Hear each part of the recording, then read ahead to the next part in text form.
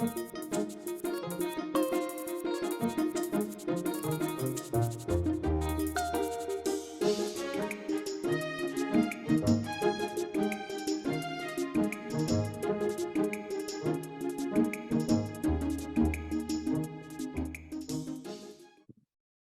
it's 7:16. I am moving to open the Sherborn Conservation Commission meeting of May 18th at 7:16. Do I have a second? Second. Okay, any discussion? Roll call vote. Michael, aye. Steve? Aye. Courtney? Aye. Carol? Aye. Okay, meeting opened. Any 48-hour agenda issues? Actually, there is, Michael. I don't know if you folks looked in the shared folder. It's an oldie, and a lawyer has requested that we look at this, and Joyce looked at it as well. Do you see it? Do you see it? It's a request for certificate of compliance, 21 Western Ave. Do you see that at all? Okay, and that's urgent? Yeah, fairly urgent. The lawyer keeps harassing us. It's a case where the current owner is selling the property at 21 Western Ave. We had an order of conditions which goes back to 6/18/2014. Okay, you don't have to go back into it all. Okay. We'll just do it as a, since it seems to be urgent, just came up.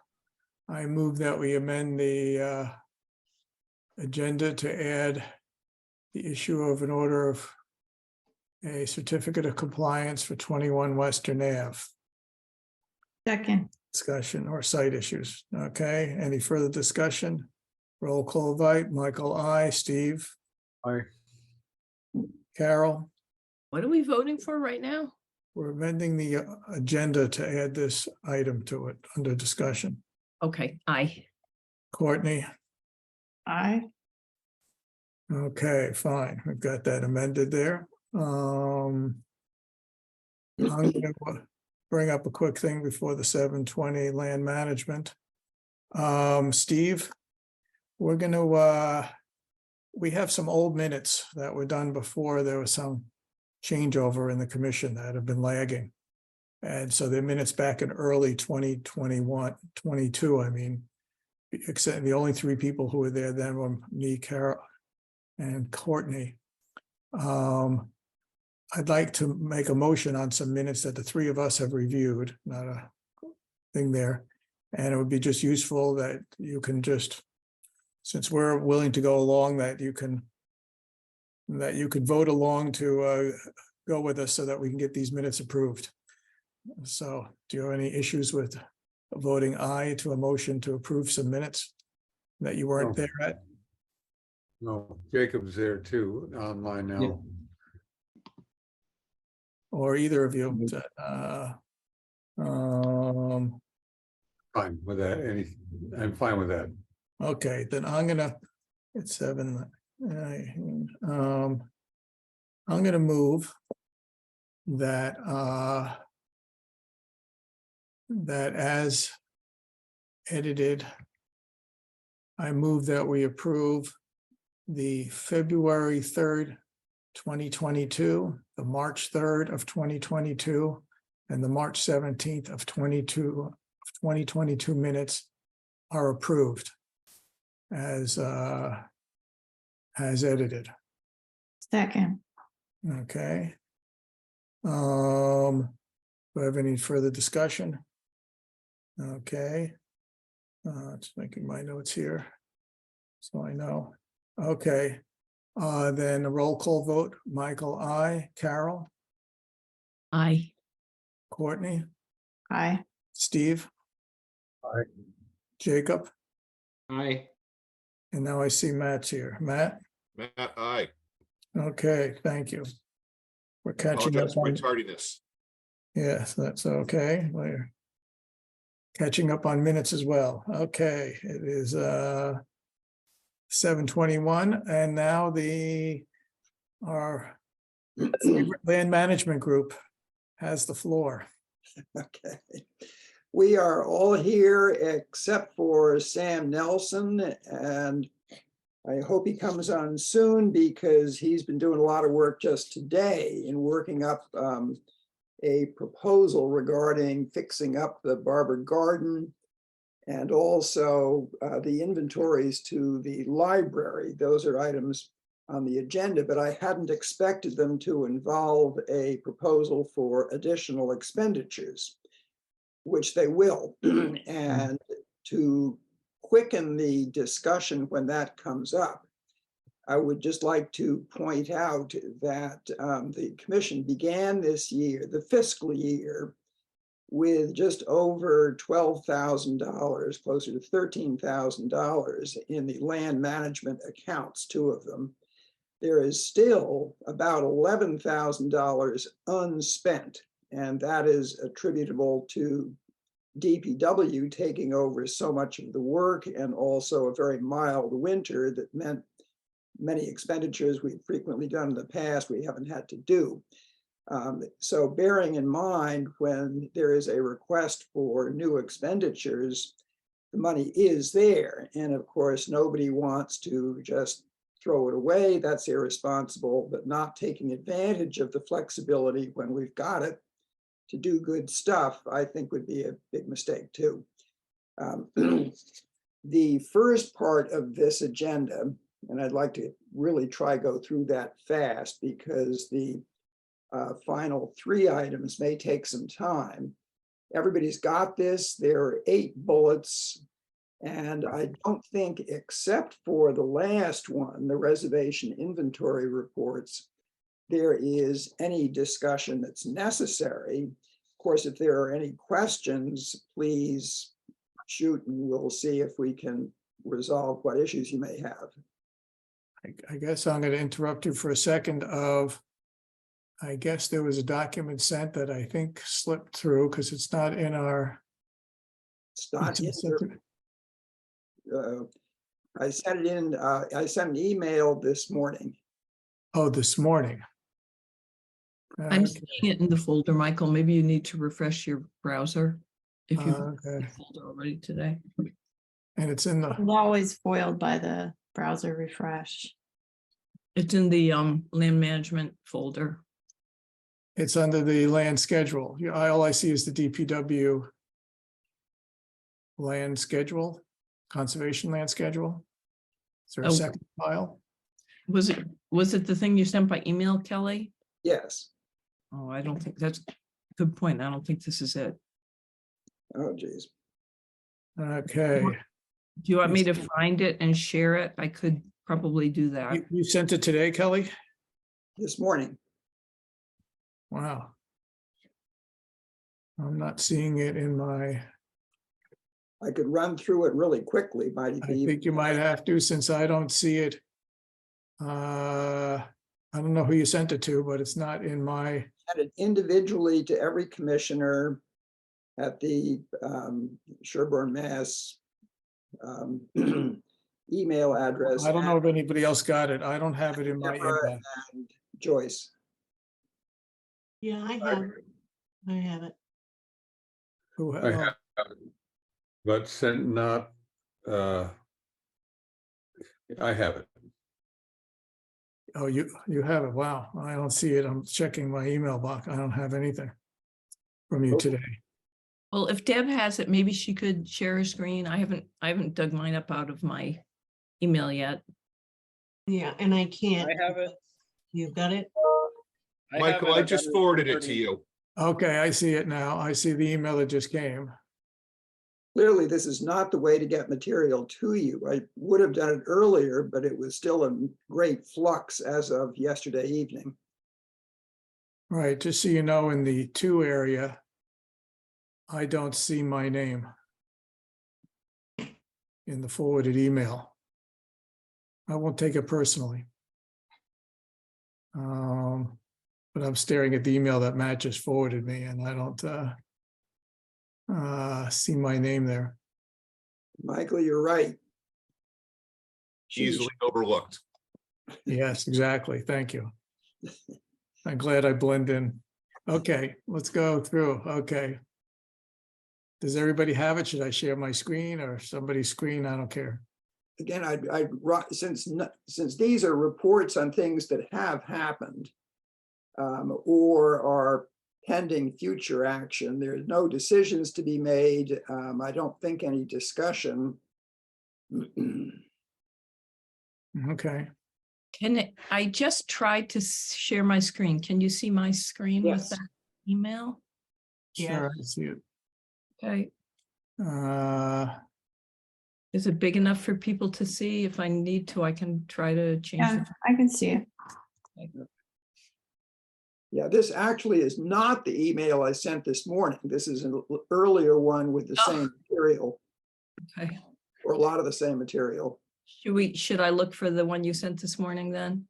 No, let me just run through it orally Okay, as quickly as I can. The first 7 bullets, just that we have 2 new reservation signs on order for Peters Hill and Price Woodlands, and Star Sign will have those installed probably with before the end of June. Nina has taken over filling the Barber kiosk. Oh, great, Sam. The Barber kiosk, and we'll be updating the informational posters on a monthly basis. Field mowing is about to start. You saw actually yesterday at Barber, they took a crack at the entrance meadow, did a very poor job. I don't know what the matter with that was, but Sean is on it. Small change at Hopestill in that the bulk of Hopestill, we talked last fall about a Sean recommendation that it be done more than once a year, twice a year, because it was the grass was running into problems. And Dudley Willis approached us a while back. He wanted some hay fields, and he is taking over the rectangular Mill Street field that the Woodwards used to do, and also the bulk of Hopestill. The Swallowwort will continue to be done by DPW. Part of Ted's vegetation management plan will include a review of all the field management. And that will be discussions with the commission, because we have to deal with the question of how often to mow, when, suggestions to do this on a 3-year rotating basis. That will come up when it does. We went down, the working group went down to Hidden Meadow in the spring, a little earlier, just to check on the conditions, how wet it is, because we'd recommended loop trails. That's going to be very, very difficult because it's awfully wet. Any loop trail in the lower part of the field simply won't work. And we'll have to revisit that. There was also a proposal last year, or at least a discussion, to harden the access to Hidden Meadow from Bear Hill Road. And that is still on the table. When it comes up, if it's recommended, of course, it will go to the commission for decision. The final item, I will turn this over to Sam because he's got new information just today about how we can publicize and use the 4 inventory reports of reservations that have been done over the past couple of years. Sam, you still on? You might be muted. I saw him. Yes, I did too. You're muted, yes. Yeah, Sam, you're muted. All right, can you hear me now? Yes. Oh, okay. All right, well, hello, everyone. As Kelly said, I did get a chance to talk with Liz Anderson the other day about these beautiful inventories. I'm not sure if you've seen seen them all yet, but we have these 4 inventories that were commissioned in 2021 that were produced by the Conservation Works. And they are these wonderful assessments of the natural environment and resources of 4 different areas: Peters Hill, the Bailey Trail, Leyland Mill Pond, and Hidden Meadow. And I showed these to Liz, and she said these are really excellent resources. And she would like to have 2 copies of each, one that could be for lending and one which would be on permanent reserve. And she plans to put a display out in the library somewhere with these inventories, along with the Sherborn Walks book and perhaps some other things about local Sherborn history. So if you would be willing, the copies go for $65 each, and she would like to have 8 of them. That would be about $520 to get them done at Bascom. And as I said, they're really nicely well done. They're spiral bound, they're beautiful color photographs, and we can get those to her as soon as possible. And I can send you the, if you don't have them already, I have the digitized copies of all of these inventories. Plus, I believe I still have that short film. I think we still have that, don't we, Kelly? Yes, yeah. So you could post those on your website as well, so people could go directly from your website to any of these inventories, or this great little film that was done over a 3-day period in the evening at Peters Hill to show all the amazing wildlife that goes by a particular area. So I would ask that you be able to give us $520 for these copies. Okay, thank you. First, I'll thank the group of you for all the work you do. So it's well appreciated. Right, I guess we should coordinate. We have a set of files in our working files too. I guess you should email me what files you have so I can compare what we Okay. have in our records too.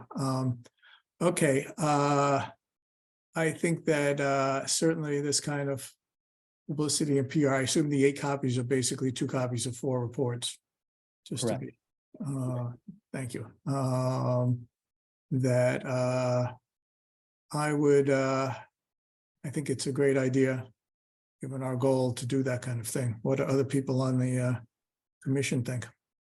Michael, I just have a quick comment. I think this also, I completely agree. This is a great idea. Those are really wonderful inventories. They're interesting reading. One thing I probably should have mentioned to the working group previously is that we did get a whole bunch of input from the wheelwrights about the Leland Mill Pond, adding, a number of different kinds of animals they've seen there. And I think before we get that one printed up, I think we could go back to the scientific team, or we could, if we can edit the document itself, we can say, reported sightings of the following. So Sam, maybe that's something we can coordinate on before that one gets printed. Okay, I can look into that and see whether that's something that we can add ourselves, or whether we need to go back to the original authors. I think we should be able, whether we have a PDF for Leland Mill, I even have a doc version. Yeah, Oh, I'm good. sure We can add, at least we should be able to add something on our own. yeah. The other thing I would bring up is my recollection in talking to Jean about these reports is that part of the contract was a presentation. And so I think one thing that would be nice is, once we've gotten these all printed up, is, the land management group could organize, go back to those scientists and organize a presentation at the library. Now that it's reopened with that beautiful space downstairs, that would be a great way to let people know about it. Yeah, we should, I can't remember where we left with that idea, whether it was still, I think, an outstanding budget item even. It was. Yeah. Michael, Yeah, it's a future issue, but we paid them for, it was $500 each time. We paid them the $500 in the first year for 2 of them. It never happened for various reasons. COVID, I think, was the main one. The second time. We didn't pay them the 500, but I told the principal author, Lori, that we did want to have presentations and that we'd like to do something more ambitious, actually. And she is anticipating at some point in the future doing presentations. Okay, why don't you work that, since we don't have to resolve it tonight? Yeah. Why don't you put that on your list? You would do so to sort out, think about what makes the most sense in terms of how we do it all at once or something bigger or who knows what. Yes. But we come back. Okay, any other comments from commissioners about the budget request for the copies?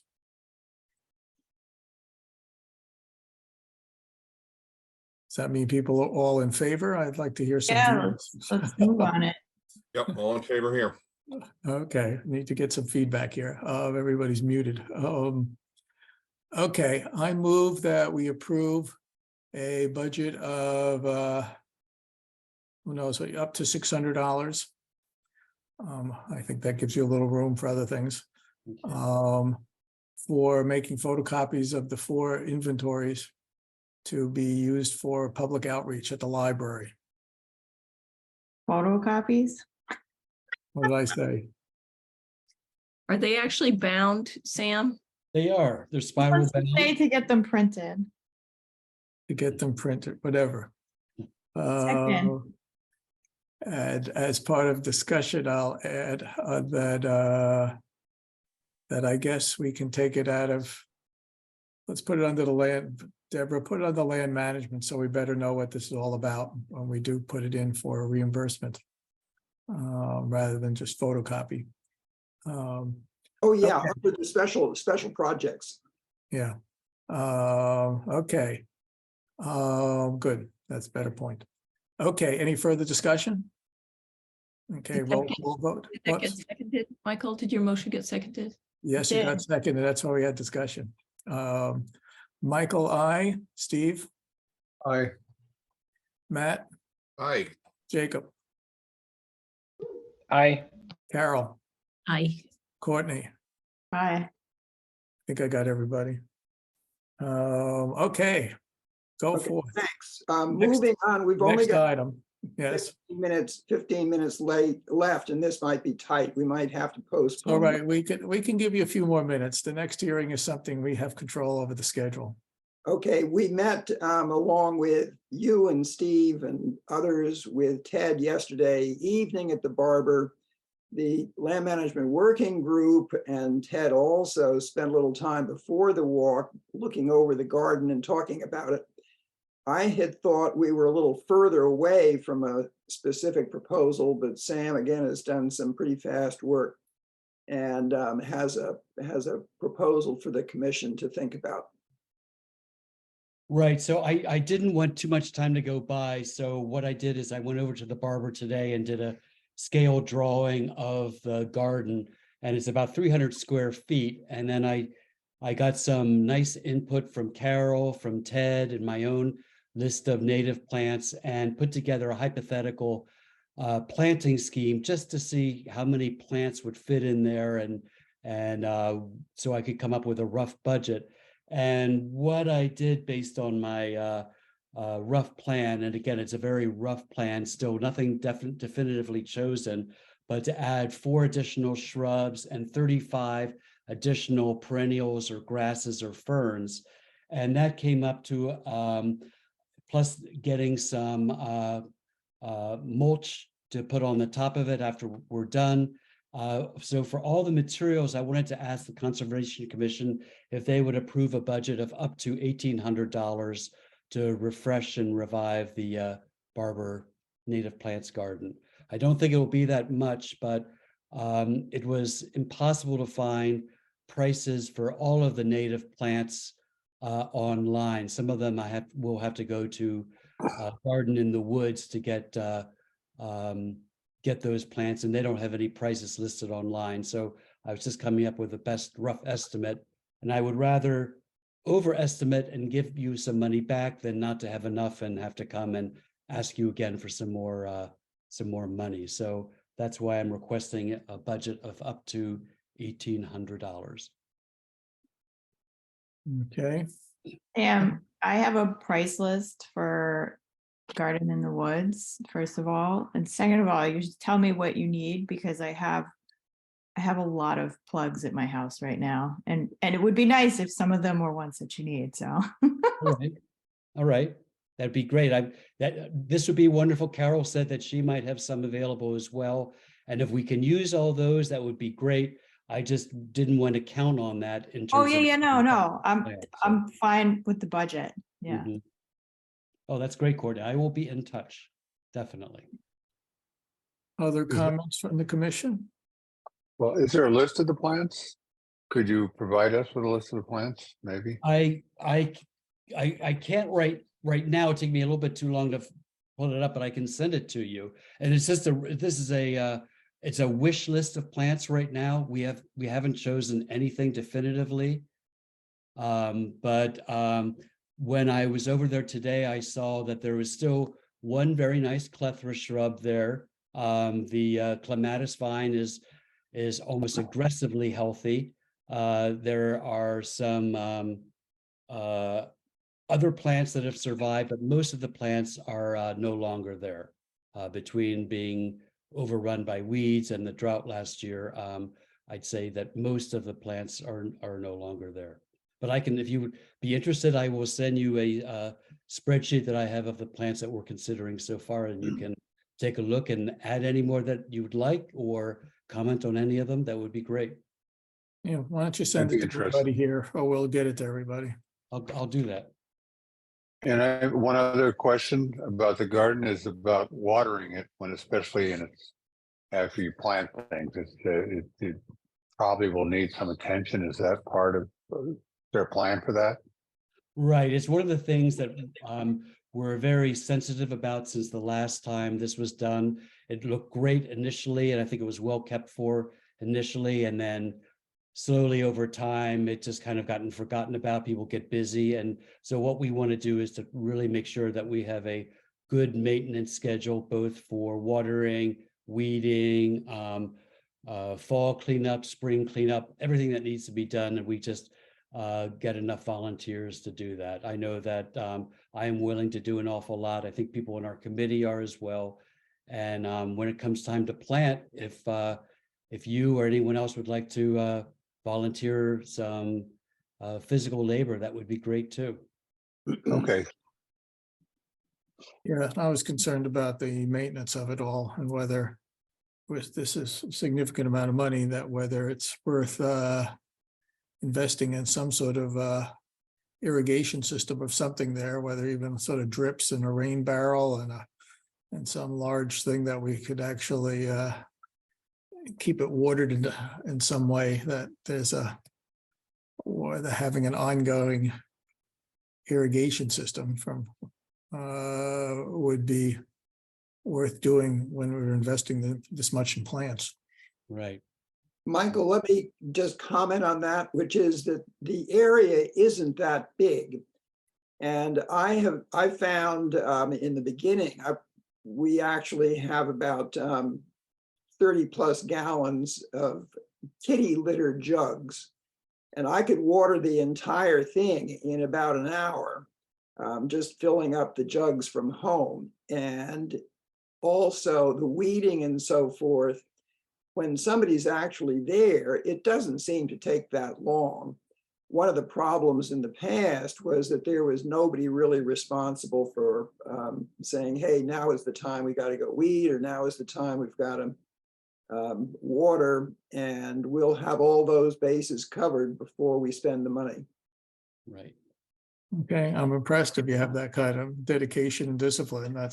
I wouldn't mind if 30 gallons, you could have a rain barrel up 6 feet in the air and just run some drip irrigation around. Well, Well, I tried a drip hose system and it was a total flop. Okay. Well, I'm mainly concerned about the maintenance of it. I think it's wonderful educationally and what you could do there. I'm just worried about the burden on a lot of people and not having something that sort of can bridge between when somebody goes there versus the sort of every few days kind of, I don't know what kind of watering schedule it's going to require over time. I'm that person. You're that person that you're dedicated, eh? I'm about 2 blocks away or whatever it is. Yeah, not I know, far. I know your distance, so I can believe you're relatively close. Yeah, and I like to weed. Okay. I I know the like to feeling. weed and I like to water, so I'll be there. Okay, fine. That makes you feel better since I would like to think that our investment holds up. And I guess basically we're just looking for an up to amount here, and then obviously there'll be contributions and we'll figure out what the actual budget is. You could send things around. Do other people, other comments about this project? Whether you're approving it or like it or not, what do people think? I like the idea. Okay. Okay, I'll move that from the special projects, called a special project budget that we have for land management, that we up to $1,800 for the planting and maintenance. I'll put that in there in case you guys change your mind about irrigation. For the Barber Barn Garden at the Barber Reservation. Second, Okay, any further discussion? Okay, a roll call vote. Michael, I, Carol, I, Courtney, aye. Steve, Aye. Matt, Aye. Jacob. Did I hear Jacob? He's muted. What's that? You could stop sharing the screen. I might be able to see people. I think maybe Jacob's experiencing technical difficulties. Okay. No, it doesn't. Maybe. There, I heard you. I think we're hearing you mutter. Okay. I was the idea. Okay, good, fine.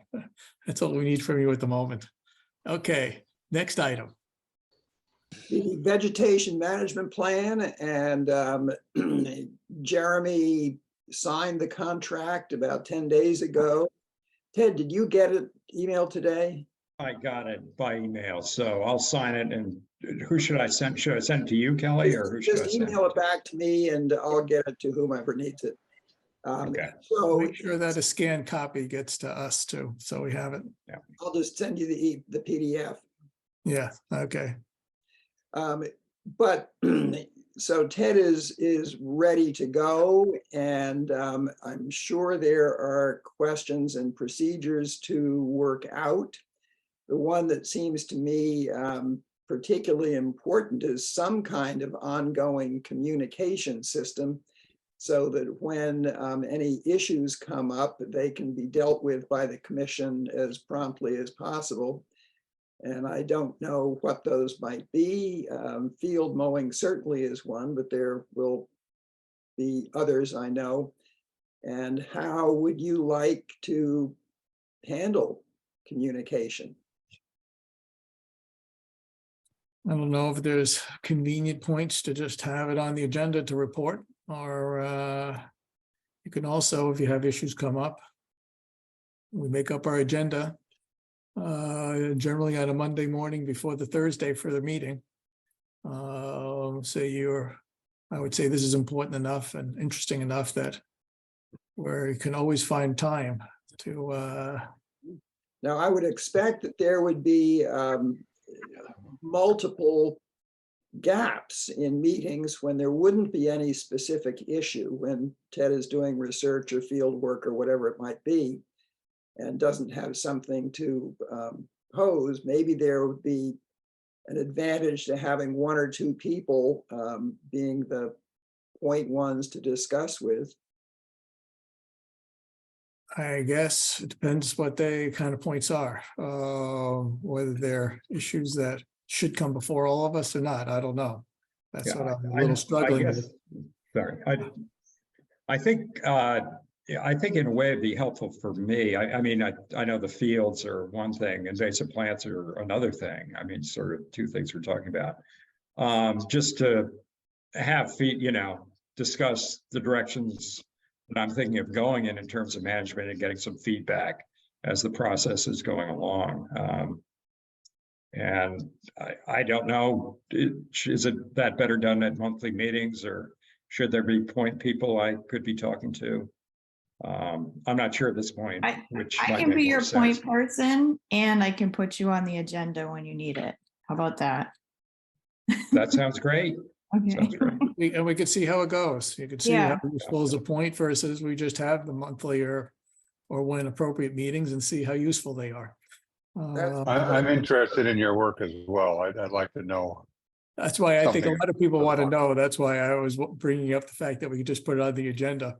But we'll let Courtney make a really tough call as to whether to that there are enough interesting issues that we all want to hear about that she'll put it on the agenda, and we could see how that works. But hopefully, as I would say to Courtney, given the interest by others, that she err on the side of putting it on the agenda, and we'll see how this works. Yeah.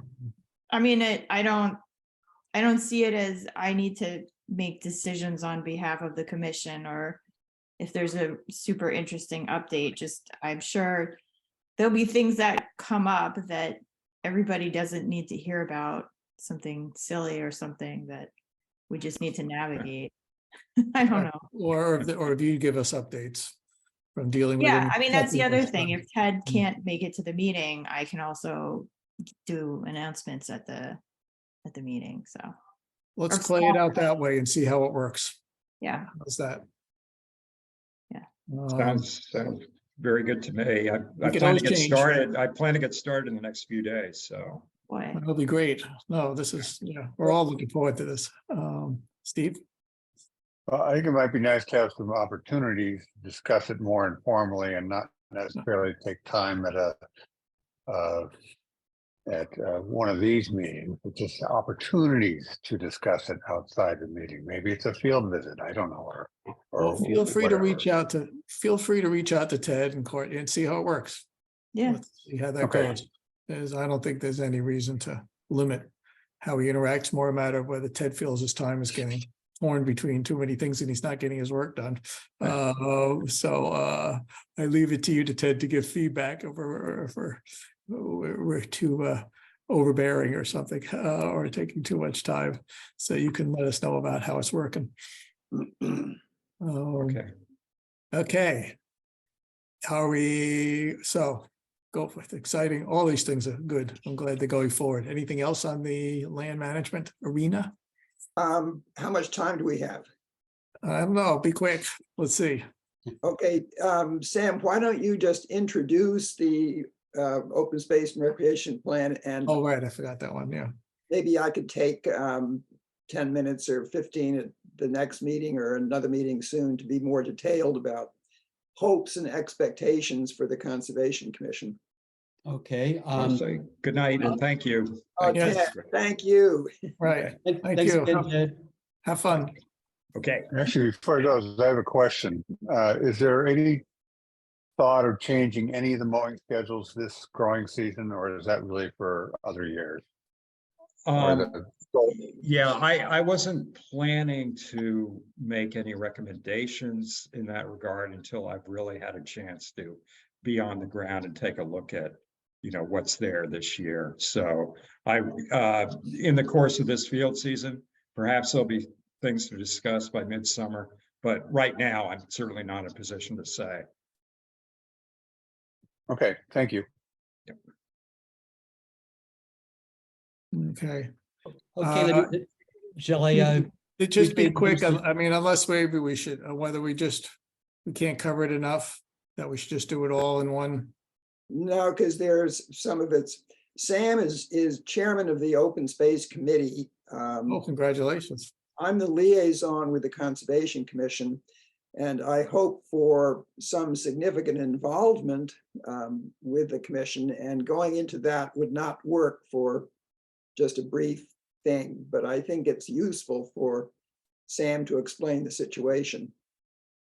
Okay, fine. Why don't you go with that? All right, well, very briefly, I'm sure this is known to most of you, is that the Open Space and Recreation Report, which I'm holding right here, the last edition was approved in 2018. And by state law, we are required to update the plan for 2025. So we are now starting our preparations for the update. And as you know, the Conservation Commission plays a very, very large role in the Open Space and Recreation Plan.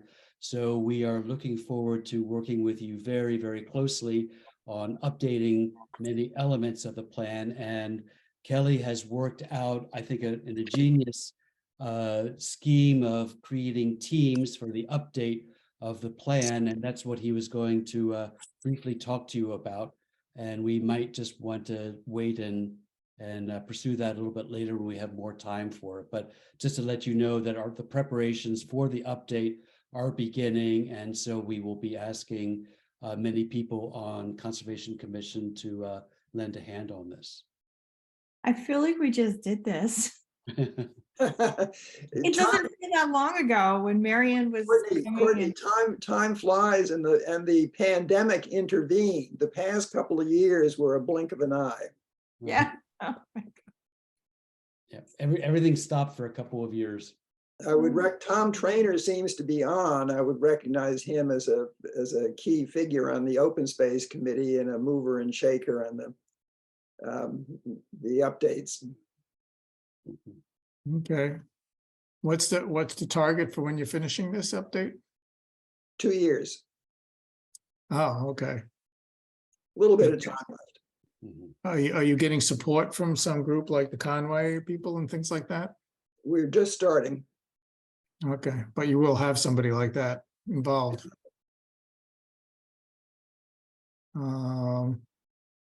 Okay. Let's see. Okay, so we're going to put you on the next agenda to go over this. Does that make sense to do that, to go over what? What is the next agenda is June 2nd or something like that, or June 1st. June 1st, that would be great. And you could send us some stuff if you can ahead of time about where, or I guess. I do hope there will be some real participation from members of the commission in several aspects of this. Okay. Well, we'll look at the list and see what we can volunteer for. Okay. Thank you all. Yes. Okay. Yes, this is great. Thanks for all the good stuff there. And so I'm going to move on since we're a little behind schedule here. I'll have to go. Bye. Bye. Thank you, everybody. Bye, thank you. All right. Thanks very much. Yep. Okay. So we've got 20 minutes. So we have the hold on. Get my agenda here. We have 20 minutes before we're going to have a couple of short RDAs that won't take much time. I don't see I don't see Joyce here yet. She thought she'd be here by now, but she suggested to be here by 8:20 when we start the other thing. Okay, I'm going to reopen the hearing on the regs. I'm reopening the hearing on the regs, a little bit belated at 8 o'clock. And we might, depending on how far we get, we might just continue it to a little later in the meeting after, because I don't think it's going to take very long to deal with the two RDAs. And we could return back to this now. That's why I let the other stuff go a bit longer. Okay, I'm going to let's see. Yeah, I'm going to share my screen because one of the let's see here.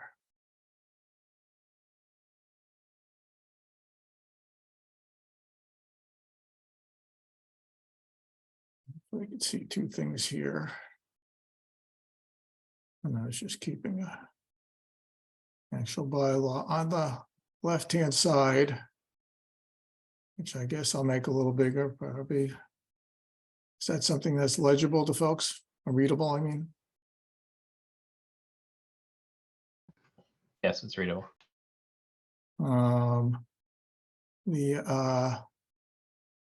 The topic for today's discussion was more maybe some of the definitional stuff, but also getting down to the actual, rather than this whole list of things that we're struggling with, not struggling, but we have to refine, that we're going to do some separate work, was going over the sort of the preamble and some of this initial text that maybe we can move through and get more settled on, so we can get something finalized. The question is whether the people are all supposed to read that carefully. I guess I'll come back to the definitions, because I was having some issues, or well, not some issues, some questions about definitions. This is a document that's in the folder there. It includes some comments from Kurt, who isn't here tonight. But I asked him to focus on the definitions and this preamble. Hopefully the assignment from last time was to read the preamble.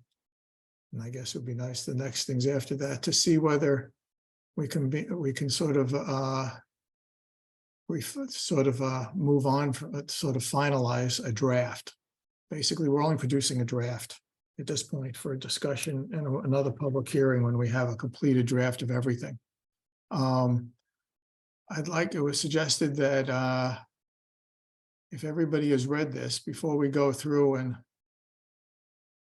wordsmith this a little bit more, whether in principle, everybody, whether I'm going to take a straw poll, I guess it was requested that I take a straw poll to see whether people are in basic agreement with this preamble. And then we can, because hopefully by now you've all read it. It's been something that you could read for a while. So I'm going to walk around and just get people's general reaction before we get to the nitty-gritty of this. I'm fine with it. I'm also fine with it. Jacob, Matt, Steve, Carol, chime in.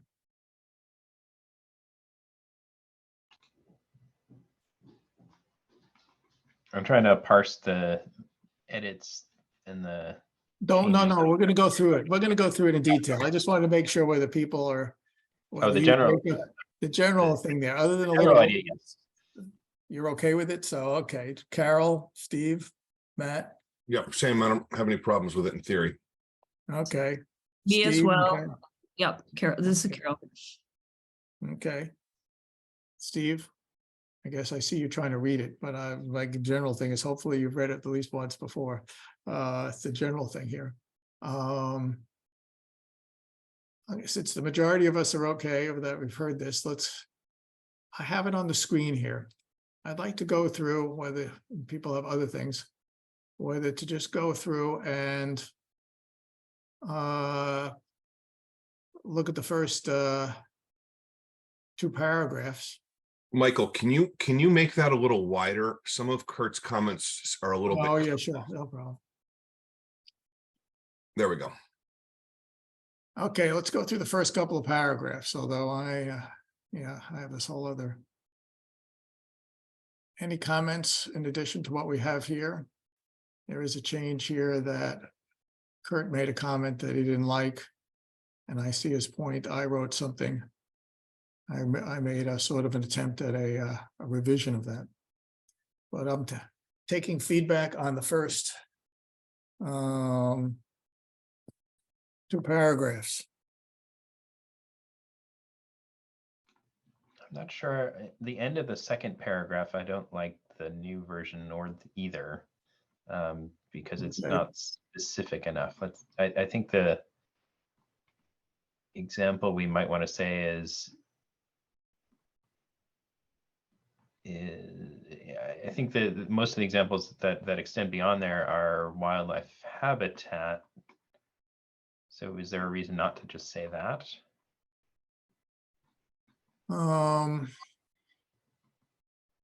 Let's see, are there other interests beyond that? Are you talking about the furthermore? Yeah, furthermore, credible research has found. Yeah, but you're basically, if I hear you right, it's that issue of that, of all the different interests, like when you look up here.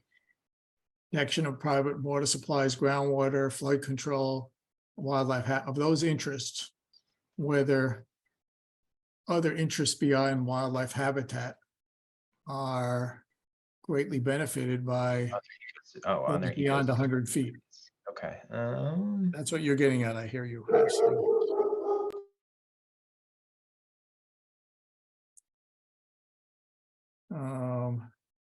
I guess we have somebody in the audience from our groundwater protection who might want to proffer an opinion that I'll entertain.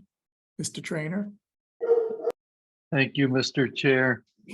Regarding the 100 feet, I can send you plenty of references about surface water degradation, habitat degradation from roads, from development that extends way past 100 feet from their edges. So there's plenty of documented evidence scientifically and peer-reviewed formats, but just wanted to throw that out. I'm happy to send you any of those. That seems to make it pretty straightforward, and just whether you like the way it's worded or not. I guess maybe what I would prefer is to say, furthermore, activities beyond 100 feet of resource areas have significant impacts on their ecosystem services, such as, and then an example or two. Maybe that's what I would prefer to have. You mean in terms of wildlife habitat and water? Well, and whatever other, yeah, whatever the other interests that are included. I mean, here we're talking about, I guess it's really ecosystem services. Well, I guess the thing is, it was just described what those are in the paragraph above. So I don't know if we want to state any of them again as examples, when it's like the first part of the preamble is the first sentence is what those ecosystem services are. Yeah, I agree with you, Courtney, because then the first paragraph starts with these ecosystem services. So they're using that phrase to refer to everything before it. So to me, it feels adequate. Okay, so let's leave it. Think, Oh, yeah. if I may, I think you'd invite people sort of chipping away at all the ecosystem services that aren't specifically listed down below. If you were to provide examples. Okay. So do we want to keep in your, it's nothing like the wordsmithing of all these little things here, but are you okay with the, I kept the credible research, where I couldn't tell if you, Jacob, were saying even we could drop that, this thing here. The sentence works without that. I don't mind keeping it in. What are people okay with keeping it in? I'm good with keeping it in. I feel like it's more in the spirit of the fact that, even though the regulations don't protect beyond 100, there's lots of research that shows how important it is. So I kind of like to include that phrase. Okay, fine. Any other comments about, I guess we're dropping. A quick thing, is credible the right word? Do you want to say I use a different word? Well, Or is credible that... ties back to our definitions. That's why I use the word credible. All right. Because we can go back to the definition of that, but that's why I sort of use that term. Okay. And I added in this hydrology thing there because I thought it was a little different than the hydro periods, which is just duration or whatever. Okay, we will get to revisit this all in the future. This is just to get through a cut here. And you could always return to this. This is not like the final word. We're going to produce a final draft that we'll look at again once more before we end this particular first hearing. I stuck in something here. It was getting a little tricky here. This got into a substantive issue that the draft had about this idea of permanent structures within 100 feet. And this is even an issue of whether it's just permanent structures or we're also talking about if somebody wanted to do lawn. This is a thorny sequence here, not thorny, but you have to be careful here. And I wanted to decide how much we're also distinguishing between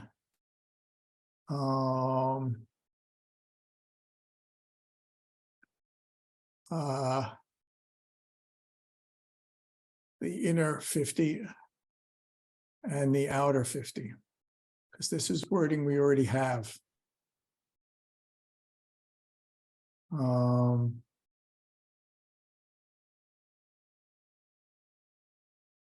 So what you want to do is have a sequence of things and say in the inner 50, we presume that any alteration will be adverse.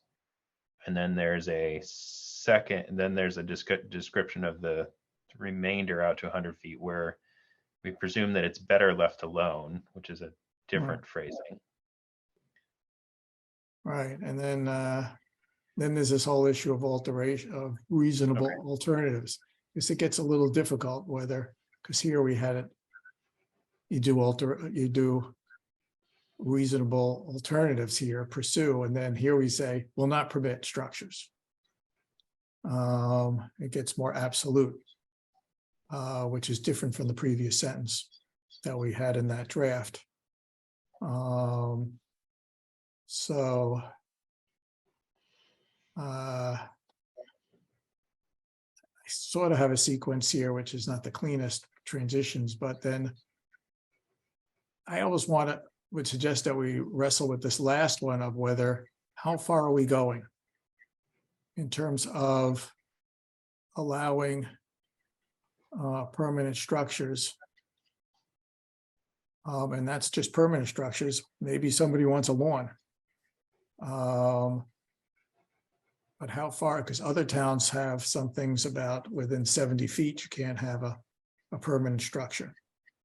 I think, I can't know if somebody's actually gone 100 feet without it. I can't remember what you found, Matt, or what I found even. Can't remember anymore.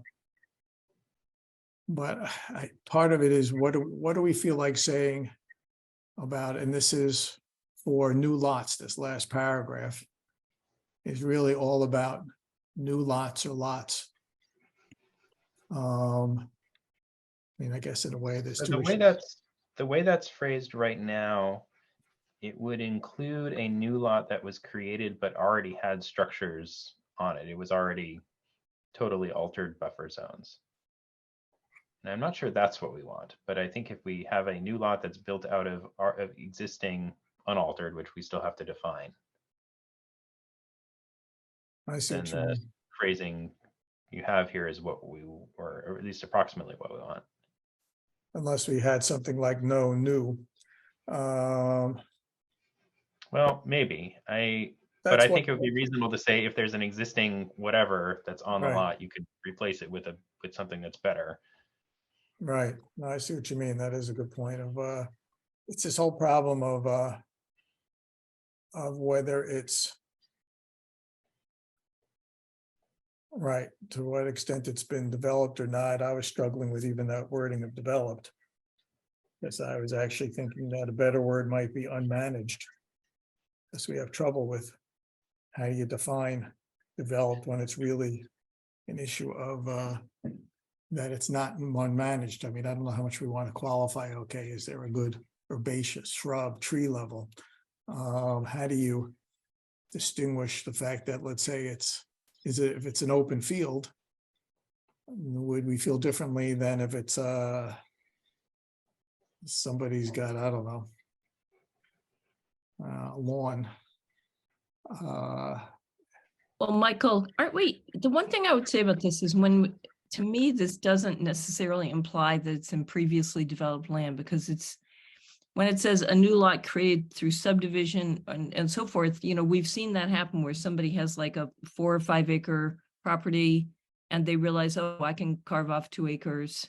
And it feels to me that the point of this is just basically to say any structures will have to stay out of the 100. That I think for me, that basic concept works. We know that that's been in the few cases where that's come up, like on Maple Street, that was the issue. How do we keep the actual structure out of the 100? And then how do we condition, what do we decide about conditioning any landscaping that's between the 100 and the 50, right? Sure, we almost don't have to care about, I mean, if it's already been altered or whatever else, then we're still looking to keep a structure out of it. Exactly. I actually agree with Carol. That was my read too. Yeah, I think so also, right, in hindsight. Do you feel good about that read? I don't hate it. I mean, look, let's talk about it again, but as of right now, I think I'm in agreement with what Carol just mentioned. So, so it's no new, so basically the new permanent structure, so new is important here. Add that, because that way if it's carved up and was an existing structure there, that we wouldn't say take it out. Would we? I don't think we ever would do that, right? Yeah, exactly. I just wonder if anybody would ever carve up their property and then have, I mean, you have to, if you're carving up your own property, your house is someplace, and then you have to have certain setbacks and everything. I don't know that we have to say new permanent structures. I don't think there's going to be an instance where an existing structure will be there, but I could be wrong. Maybe people have examples. Right, you never know. I'm just trying to be clear of that. We could add the word new because that's what we really mean. Because if somebody by some chance had something in there, I don't know if we want to take away their right to have a building in that spot. Because they could create the lot. The new lot could be the one with the existing house. And it already is a house, and it has a house in the outer buffer, for example, because that's a new lot. When Could they do carve it that? over. Yeah, because if they break it up, I don't know how they define it from a planning view. The question is, what do we lose by putting the new? I mean, the new lot is the new buildable lot, right? So presumably any new lots are not going to have something built on them. Because it says in the case of a new lot created through subdivision. Well, I They feel may like we're have- more generous personally. I mean, everybody could view it differently. I feel like I'm not sure we lose anything by putting in new, and we're not trampling on Yeah, I don't somebody. think it hurts to have the word there, so. Right.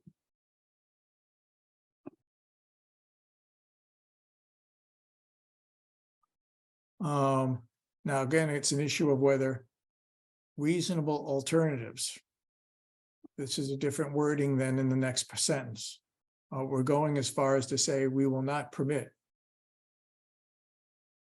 That's the second sentence. As Kurt is noting. I mean, he's asking if it's true, but the real issue is this is something new for us. The first sentence and the second sentence are different. Can you expand what Kurt was saying there? Because it looks like I could only see the first part of his comment. Oh, I see. Yeah, I got it. Oh, let me get here. Let me put it here. How do you show this thing here? There we go.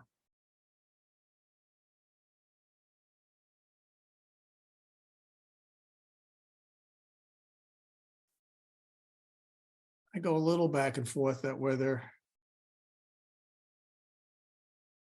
I don't know if you, Matt, had a different view since you had these two sentences. They seem to be somewhat contradictory.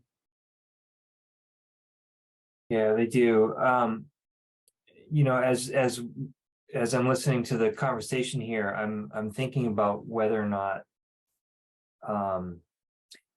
you know, does the commission feel like, under no circumstances should new structures go into the buffer zone, the 100-foot buffer? Right. I'm May- gonna maybe have to so. interrupt this. I have to do something here. We actually have the hearing at 8:20. I move Joyce. The 8:31, do you think is going to take about 15 minutes? Or 10 minutes? Joyce? Just the 44 South Main, just a couple minutes. No, They not should both 44. just- they I'm should talking both about just- 73 Washington Street. Should both just take a couple minutes. Okay, I'm going to move to continue this hearing to, I can't tell if we have other discussion. Do you have other items to discuss? On site issues or anything? I have just, there was one Okay, well, small that's all right. item that Don't we say, needed to- I'm gonna move this hearing until 8, I'm gonna like to continue this hearing to 8:40 tonight. We'll take 20 minutes to do a few things and then Second. okay, any further discussion? Okay, Michael, I, Matt, Aye. Carol, I, Joyce. Joyce, sorry. I'm just running down the screen. Steve. Aye. Now I've lost track of who I did anyway. Courtney, I, Carol, maybe. already did. Okay, fine. I think I got everybody, I Aye. think.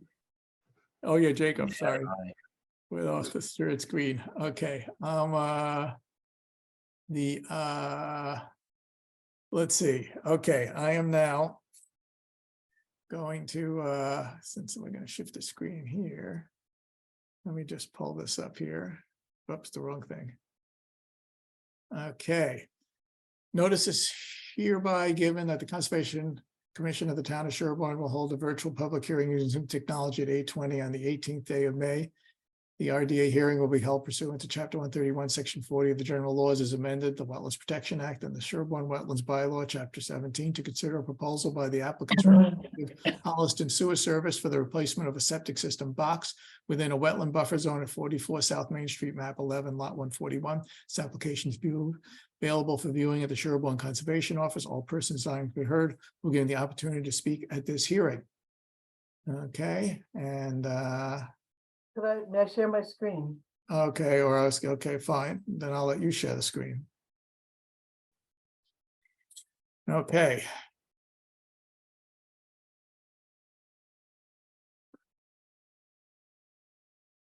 All right, this is 44 Main Street. It came to us for it's a distribution box they're replacing. About a 2x3 foot rectangular box that sits behind the house in this area here. So it came in was an A. I couldn't approve it because there's a land over here and the box is within 60 feet of that.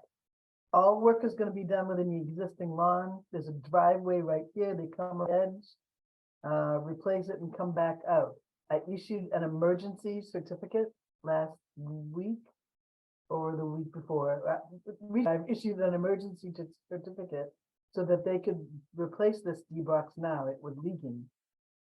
And basically, writing or formalizing the request to replace this distribution box. The lawn is flat. It's very flat. So it's only going to take a few hours to replace the distribution box. It will be restored to lawn when it's finished. And so I didn't even request air control. That's it. Any conditioning? No, none that the only there is nothing there. No stockpiling, I guess. And there isn't any. They're just going to hand dig a hole, replace it, and fill it back in again. Okay, so there are, not just trying to get straight whether what we're I guess that we have a set of standard conditions, and that's, you know, nothing changes beyond the scope of what we discussed. no stockpiling in the buffer zone, Stockpiling, yeah, right, and restoring it, restoring in kind. okay. And we don't need erosion control because it's small and it's flat. This is a huge situation here. And it could be replaced by now. I'm not sure what the status is. The Board of Health requested that we see what we could do to help. Right, no, it's important. Okay, so we have the conditions. Anybody else have any questions? I move a -3 with the conditions as discussed, and we're not doing anything about the wetland lines. Do I have a second? Second. Second. Okay, any further discussion? Okay, roll call vote. Michael, I, Steve. Jacob, Aye. Courtney, Aye. Carol, Aye. Matt, I, I think I got you all. Okay. Go forth and whatever they've done, they can get that box replaced. Okay, we have 3 minutes before our next small RDA. Did you want to bring up a, So I wonder if I could bring up one quick modification. sure,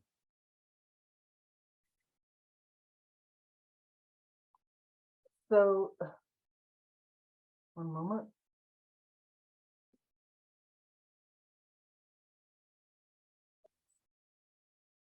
So back to 15 Pleasant Street, we just did a septic repair out at 15 Pleasant Street.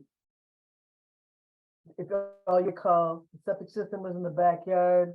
There's one leaning tree here that was removed. We put some bounds around the edge here. Is that ringing bells with people? yeah. This is the one we talked about last time with the deck. I talked about it with you. We haven't talked about it with yeah. Oh, This is Oh, that's different fine. last time. Yeah. I'm getting confused between the fact that I talked to you earlier. Go on. This is an order of conditions we just issued to replace the septic system, the limit of work is deck line. They're replacing the deck. The existing deck sits like this. They'd like to create a deck in this outer buffer in this area here. Rather than go through and file what we'd like to do is a minor plan change to the application to allow them to construct the deck outer limits. It's already encompassed with erosion control that will be in place for the septic system. They'll be just installing a couple of footings at the base. So the applicant or the homeowners, the new homeowners, are looking for basically a plan change file. We don't write a new order or change any of the conditions, those all stand. It's just a minor plan change, recognizing there's a new deck on the back of the house. And it's not much different in size than the existing one. Okay. I have no problems with this. Anybody else, any other comments?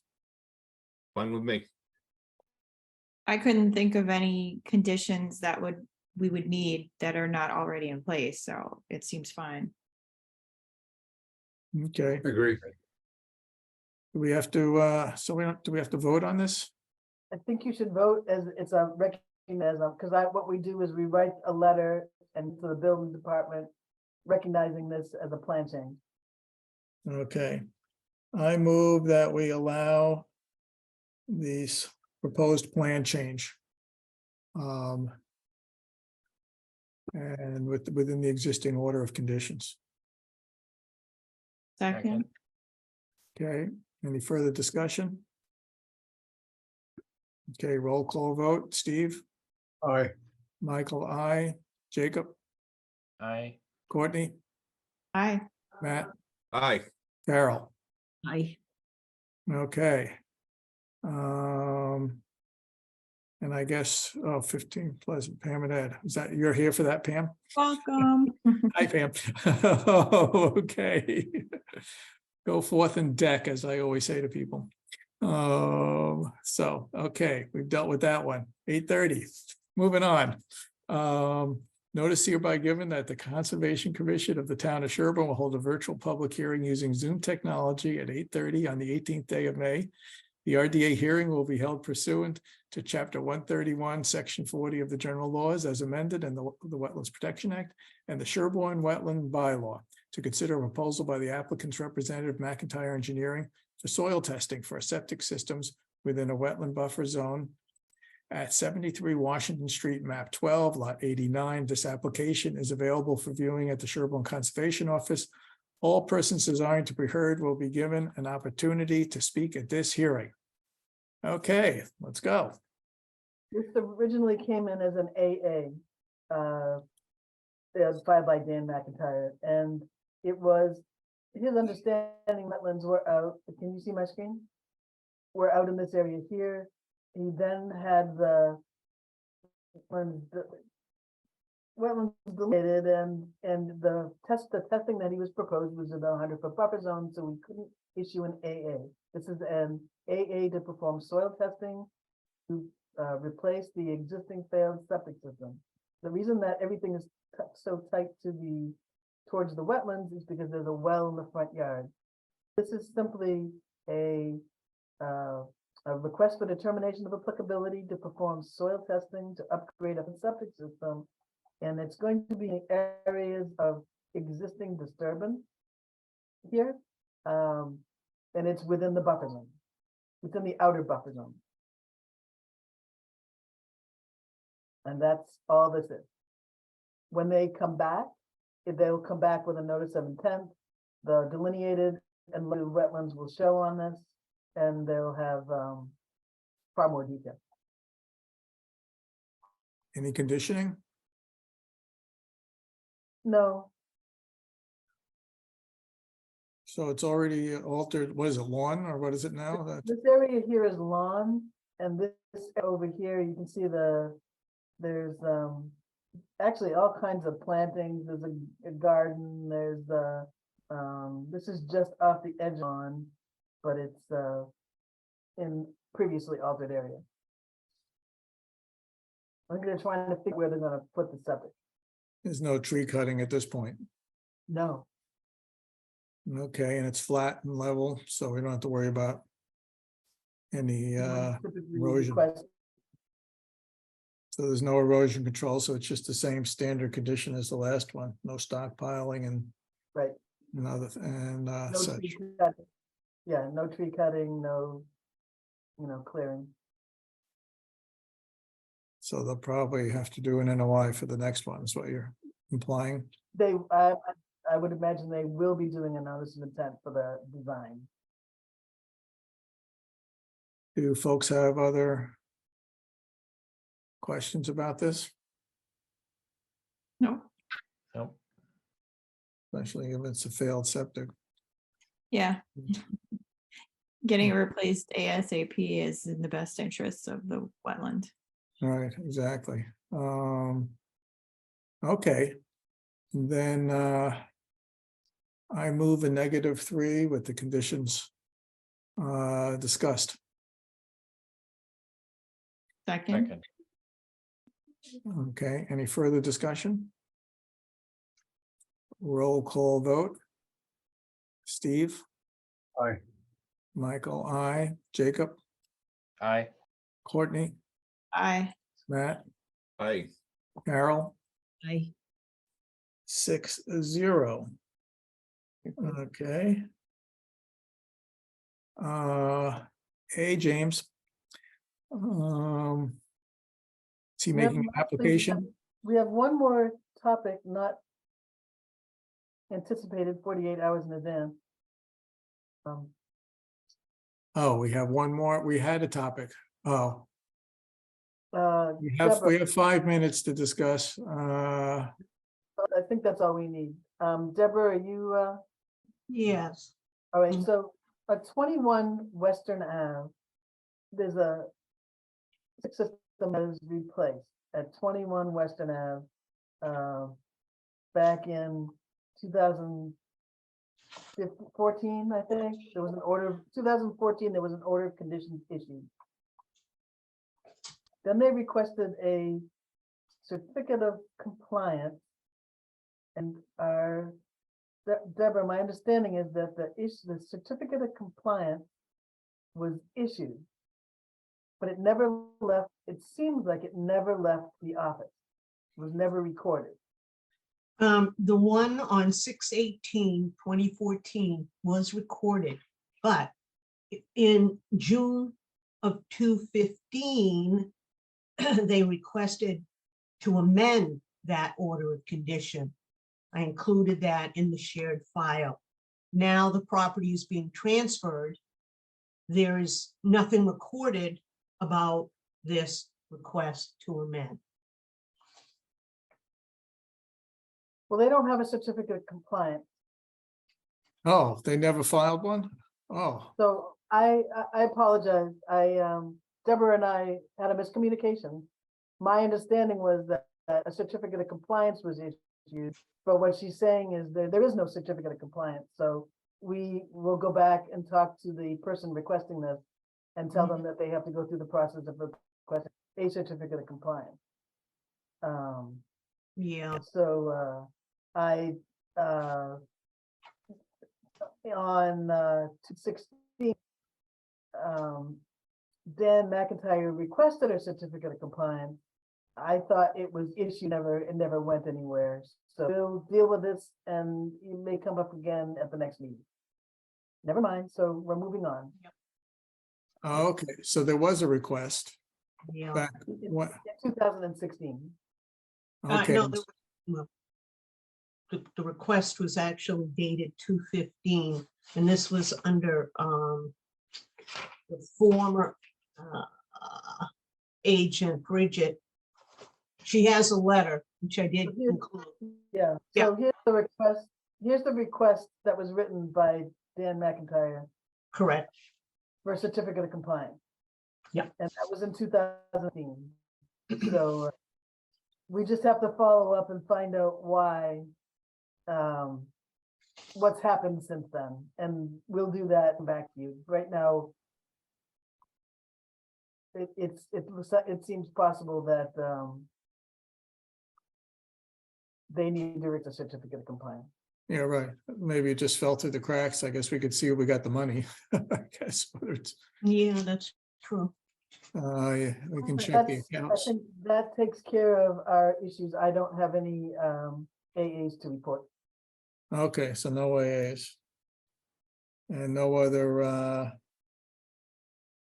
just going back to the agenda, wherever my agenda is somewhere.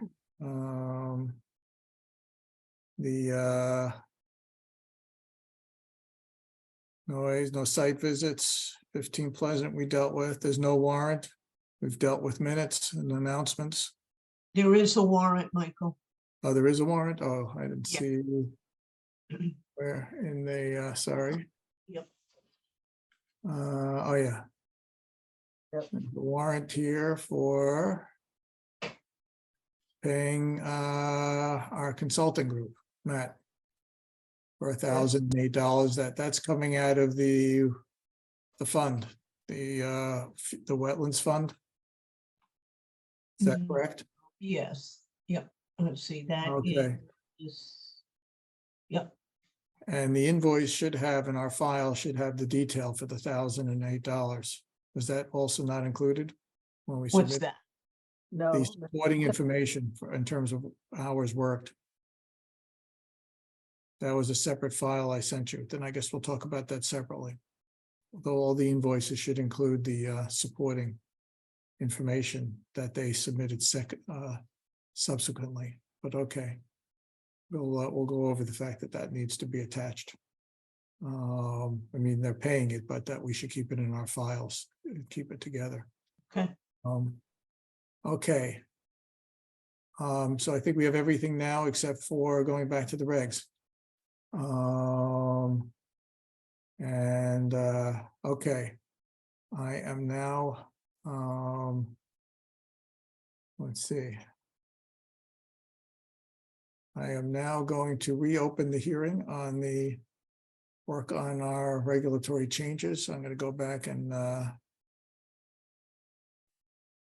share my screen again with that text. We can make it through a little bit more tonight. Screen 2. Okay. The folks see the screen as before? Okay, all these muted people. Yes. Yeah, I can't, when I have this shared like this, I can't pay a lot of attention for all the little people things. Okay, let's go back to this. Okay, I can't tell who, I think Matt, you were maybe talking at the end. I can't remember that I interrupted you. Is that where we left it? I can't. Yeah, I think what I was positing a question for the commission to kind of think about, and maybe it would help sort of create a path on this. You know, I think simply put, is it your position that new structures shouldn't be located in the 100-foot buffer zone?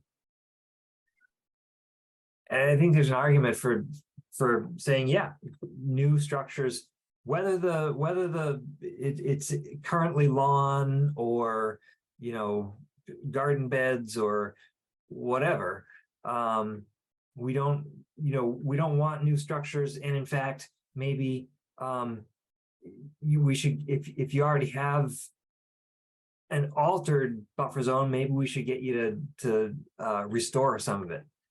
You know, like, but if you can kind of put your head around that, like, do we want to just not have new structures? And that's kind of what one of those sentences is getting at.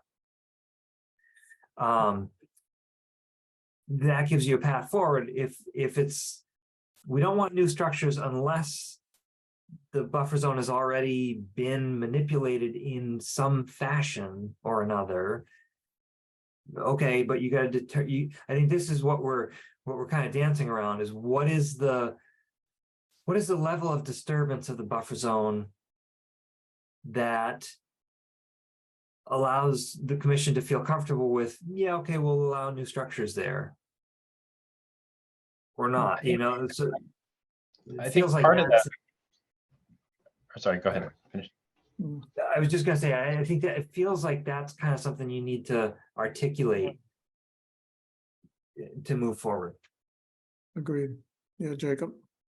I think one of those conditions or exceptions from my point of view is as long as the landowner resident knows that's what they should expect when they created the lot, did something like that. I think that's part of the conditions that I would want to include there. Yeah, we have that. The second sentence has that we will have something like that. Yep. It's a matter of how far we're going in terms of, and this is, right now, this is permanent structures, which we have a definition of above, doesn't include, I don't know, that doesn't include lawn or landscaped area. And so we have to, there's being clear about what it is we would permit and not permit. And Jacob, to your concern, that is the way that if you read the I see that rivers protection components of the regulations, it says, you know, up to 1996, you're good. Whatever you did this doesn't apply because you already did it before these regulations were promulgated. After the date of promulgations, you're responsible for being aware of the regulations. So it just kind of works that way, you know, as of the date of promulgation, and you can say that throughout your regulations, you know, like as of the date, whatever the date this actually gets promulgated, you know, going forward, these are the regulations. Looking backward, you know, y'all good. One of the other conditions which I'm unsure about and would like to discuss some more is cases where there is an existing structure, but it's the wrong structure, and would we want to permit replacements or changes with something that is a net benefit to the wetlands and the area around it, or in the area around there? That one seems easy to me that I would bargain on I that. have kind of an example. I'm trying to wrap my head around it. We've got, I mean, there's an old dilapidated house on a lot, and the new owner wants to change the borders somehow, so it counts as a new lot. Can they propose a replacement of that dilapidated structure and clean it up, and then we can bargain about where it goes and conditions, or is it their only option is to remove it? Oh, I see. Well, I think in general, how we've gone is like, you know, that, I mean, it's part of like grandfathering things in. It's like it was there already. If they want to replace it in the same footprint, for example, that's usually not an issue. Yeah. I mean, that's my thinking on it. Right. That's not what the text here says right now. Okay.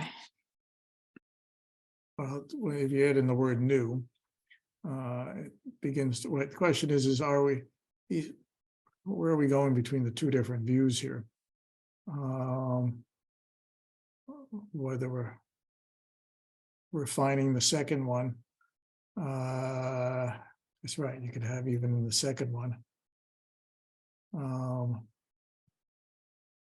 Well, Michael, can I make a comment on that? To me, the way I read it is the first sentence is basically addressing this idea that reasonable alternatives include reconfiguring or reducing the number of lots. And then the next sentence that your cursor is in now is kind of this summary statement. I guess having been on the commission 7 years now, this has only come up a few times. But, you know, I do think that over, you know, many, many years, the commission has essentially taken this point of view that no new structures were allowed in the 100 in a new lot. And actually, in some cases, we haven't allowed it when it was an addition to an existing house to try to really protect the 100. So I think that's why I'm comfortable with it, because I feel like the bylaw supports it, and that it actually has been typically the way the commission has handled things. And this just basically provides the language that strengthens it or clarifies it for people, really makes it clear. Well, we did have the difference of opinion on Maple Street. Yeah, I think Maple Street was. That was where in the end they got 1,000 feet or so, right, 1,000 square feet of new house. Right. In that was exception, right. So I mean, it's not a lot. It's still an exception. And the question is right. Do we want to, Kurtz maybe would disagree that we would have something so rigid, but I guess I still see the two sentences as different. That I think the two sentences are not compatible. Yeah, go, Matt. Sorry, Yeah. I'm trying to figure out how to put up my virtual hand and I can't figure that out. Well, you could just use your voice. Okay, I didn't want to interrupt anyone. Yeah. I don't love the second sentence just because it's so dispositive and absolute. And I understand what Carol's saying in that, you know, in most circumstances, that's the way the commission will decide. But what that's saying that in every circumstance, the commission will decide. And I think what Jacob might have been talking about was something along the lines of what we had going on at Prospect Street earlier in the year, where they were taking down that house and expanding upon it. And, you know, they worked with us extensively, and we finally found a way that everybody could get their head around it. Jacob, I'll let you speak for yourself on that, but that's what I was hearing. And I just don't love how absolute the language is in that sentence right there. And now I will stop talking. The other observation that I wanted to add is that there are lots of things that are permanent structures but aren't buildings and houses, and wonder what we're thinking about those. So for example, other places we're talking about, well, I don't know if we've ever done any of them, but things like stream crossings, which have their own whole set of rules. But I think that would still be a structure. I'm not sure. In-ground swimming pools? Yeah, that would be, I would assume that's a structure. This comes back to us figuring out this thing here. Okay, yeah. Okay, so we'll come back and, well, okay, figure out what that means. Right, I mean, we have to, these two things sort of go hand in hand, because this is the first time I think we've defined structure. Back to that, that pair of sentences that was causing trouble. What comes to my mind is the approach that the Wetlands Protection Act takes in riverfront area. And it says that, you know, there's this body of regulation that's pretty tough if you're dealing with a riverfront area that's undeveloped, right? New work in riverfront, it's pretty strict standards. And then there's 1058-5, which is redevelopment. And, you know, there's essentially, it works toward, you can do stuff, you can redevelop, you can rebuild a structure, you can rehab, you can do things in a previously developed riverfront, but you got to make an improvement. Overall, at the end of the day, we want to see an improvement. And that means you can't have structures closer to the river. You've got to reduce the amount of impervious. You have to, you know, it's got all these sort of things. And that gives the wiggle room to say, okay, you know, we have a scenario where there's existing work that's been done, whatever that is, you know, and I think it takes effort to kind of think through what you want to allow or, you know, what those boundaries are. But in a situation where you're not dealing with a brand new, essentially untouched, in this case, buffer zone, you know, but there's something that's already happened, then you can allow things, but you just want to see an improvement overall. And then you can bound what that means, you know, replacement of a structure, a dilapidated house that clearly should get replaced. Do you only allow it in the footprint, the exact footprint of the existing structure, or do you allow an expansion of the footprint, but only expanding away from your wetland line, you know, or things of that nature? So I think that's a good model to sort of to reflect on and think about to try to get this honed in. Yeah. Matt, are you thinking of maybe then saying where in the second sentence it says new permanent structure within 100 feet of an undeveloped wetland resource? Or Right, like, that's the question, right? And I then we think have that's to one define it. part of it. But there may be a separate sentence, paragraph, something like that, that is a version of what Matt was just saying, which is where Right, I there mean, I'm not sure this even belongs in this preamble thing, and we can move No, it. it but might, we still it want to might belong refine it. somewhere else. But we got to Right. figure it out. But right, I mean, that's what I wrote here. It's only unaltered buffer. That was my comment all Right. along. Is that and whether, for example, I think if we, whether I you, think Matt, for example, would accept it if it was limited to however we define as unmanaged or undeveloped, whether that's an absolute statement that we'd all feel comfortable with, versus, I mean, Kurt was adding this qualifier at the end, but that is another way at it.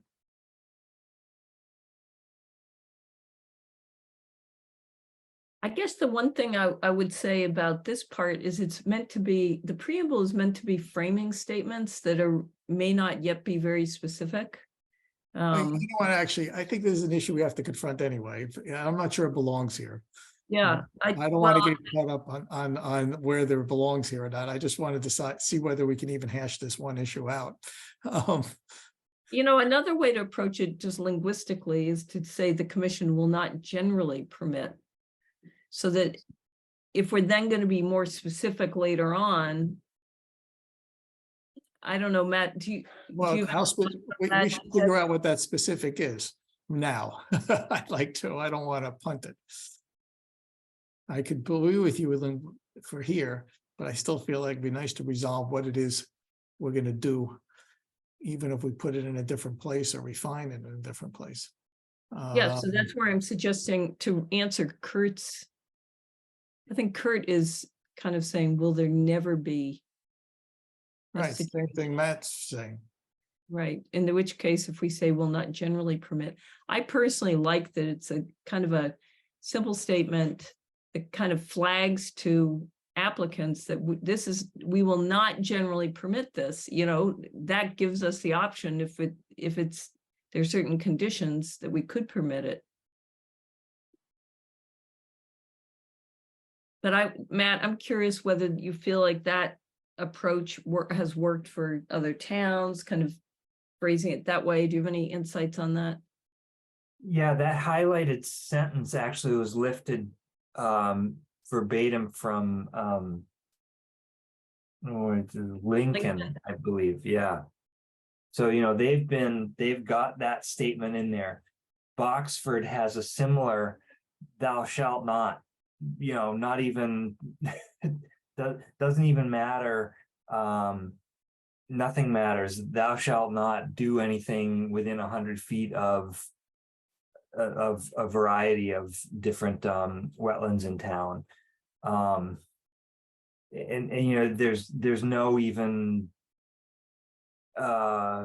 accommodation for things that, you know, were built 200 years ago.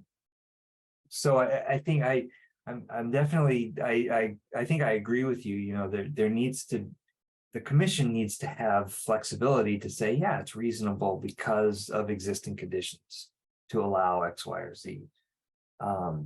But to Carol's point, I think, you know, using the preamble to say, we view this as a very important resource. And it is essentially this needs to like figure out how to say this, but essentially it's our preference that you don't propose work in the buffer. You know, I think that's what that's what we're kind of like. Right. We say that all above. And then your regulations actually can say, okay, you know, like if it's, you know, if there's existing, then you can, I think you can bring in that nuance. And again, I think about the way that the riverfront area section is written. The preamble doesn't get into those weeds about redevelopment. You know, they just talk about how important the riverfront area is in all the ways it functions. Matt, that approach sounds good to me, and I think you have an example of one of those exceptions or exemptions towards the end in 5244, which is basically it's up to the commission to say if you're going to improve something, you can still do work there. Yeah.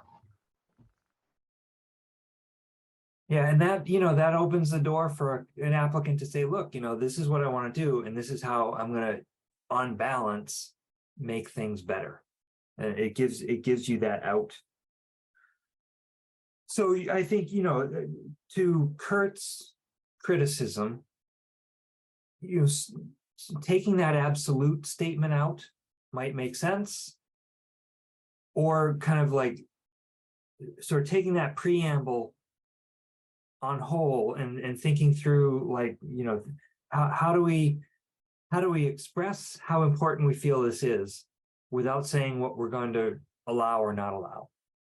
And that might be the secret sauce for getting the preamble right, is, you know, really just using it to say this is a really important resource in our town, and we want you to not propose work in it.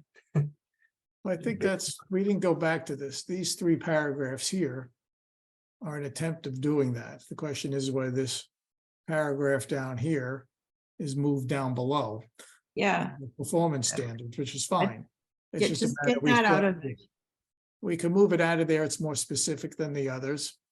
And whether that 5.4.4 certainly gives us a way out of a lot of things that was there. And whether we soften this with some of these added words here or not.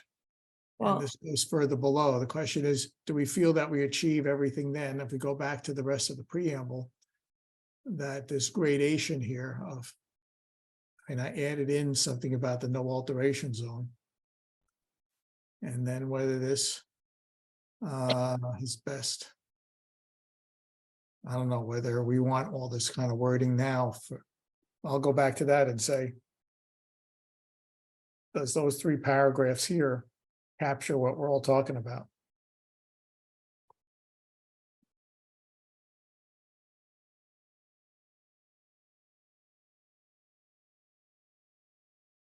Well, I see what you're saying, Michael, that the paras that start with accordingly, and then the commission basically Talking say, about even the one before. yeah, well, no, those 2 though basically say what the next paragraph says. You know, they say we're gonna presume that it's left in an undisturbed and natural state is kind of another way of saying the next paragraph. I think that what I like about the paragraph that we're considering moving, though, is that it relates it directly to this idea of, you know, new lots created through subdivision and so forth. So maybe there's some way to preserve that aspect of it. You But think does that it need needs to to be be in in the the preamble? preamble? Or why can it not just be Jeez. later? Could be later. I think it's a Yeah. good language, but it could be later.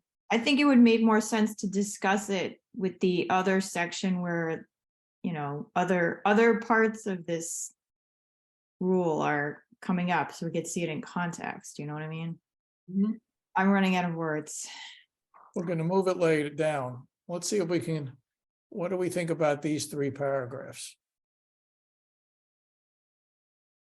It's a I little do like having much. I do like having the 3rd paragraph there because it is phrased in a way that is actionable for applicants, whereas the other 2 about presuming significance doesn't provide advice about here's the kind of projects you should propose and here's the kinds we don't want you to propose. So I like having that 3rd paragraph, even if it is duplicative. Oh, yeah, I don't see, right now, I think they all have their different angles. Question is, do we want to keep all 3 of them? I'm cool with it. Me too. I think they each bring something different into it.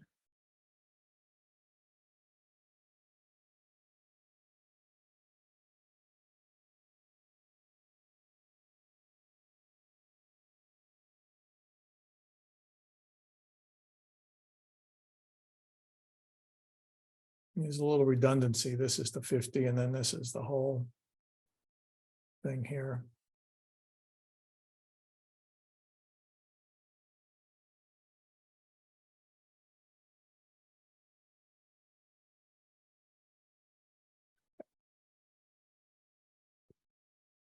There's a little overlap here with that, and we go into this presumption section here.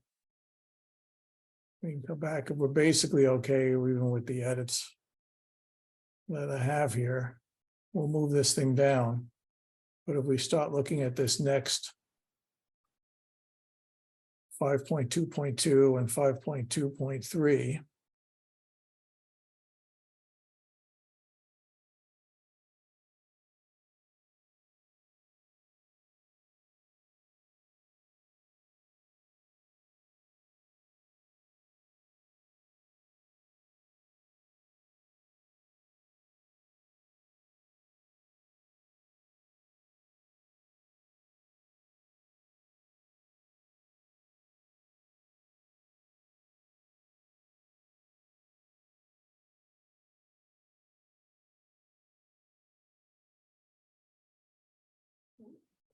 Would the definition, wherever we come up with definitions of modified and unmodified or undeveloped or however we phrase that, would that go here or would that go somewhere else?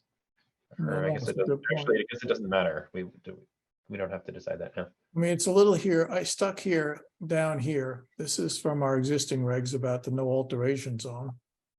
And the question is, are we going to treat the no alteration zone presumptions differently from the entire 100-foot buffer? Is the fundamental question here. Are we now extending this presumption of creating adverse impact by any change in the outer buffer zone? Previously, that was part of the definition of. I don't think so, because we're talking about permanent structures in the outer buffer zone versus, I don't know, whatever else you might do that's not permanent, but Well, it's we've landscape, left it open to things like landscaping and whatnot. right, which is different. Are we leaving, do we want to protect the outer 50 differently in the sense of presumptions for, I mean, if we're right, if we're moving that other paragraph down and giving us still some way out that we're trying to discourage structures, where the whole idea of having lawn or I mean, but that's also for new, that other thing that we're talking about structures is for new lots. This is for any of our projects now.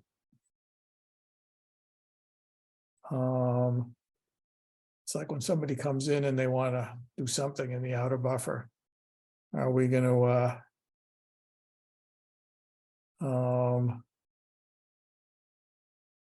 credible evidence?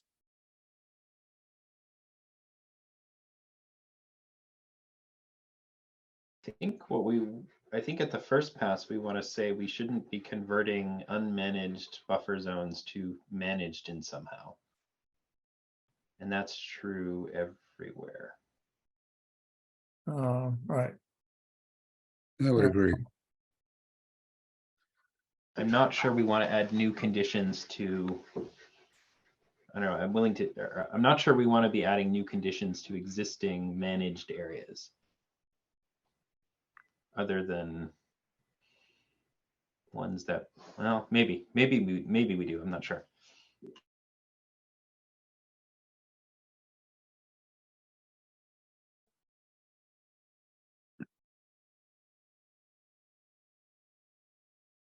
I mean, the first two are just principles. This one here is.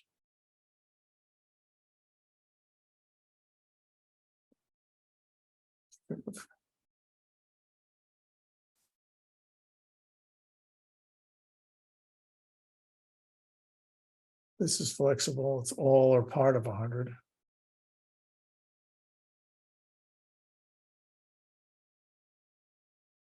I mean, one answer might be that this is fine because the presumption of significance, like if we're trying to say, is an activity going to be significant? That's going to be true anywhere, regardless of what the current conditions are.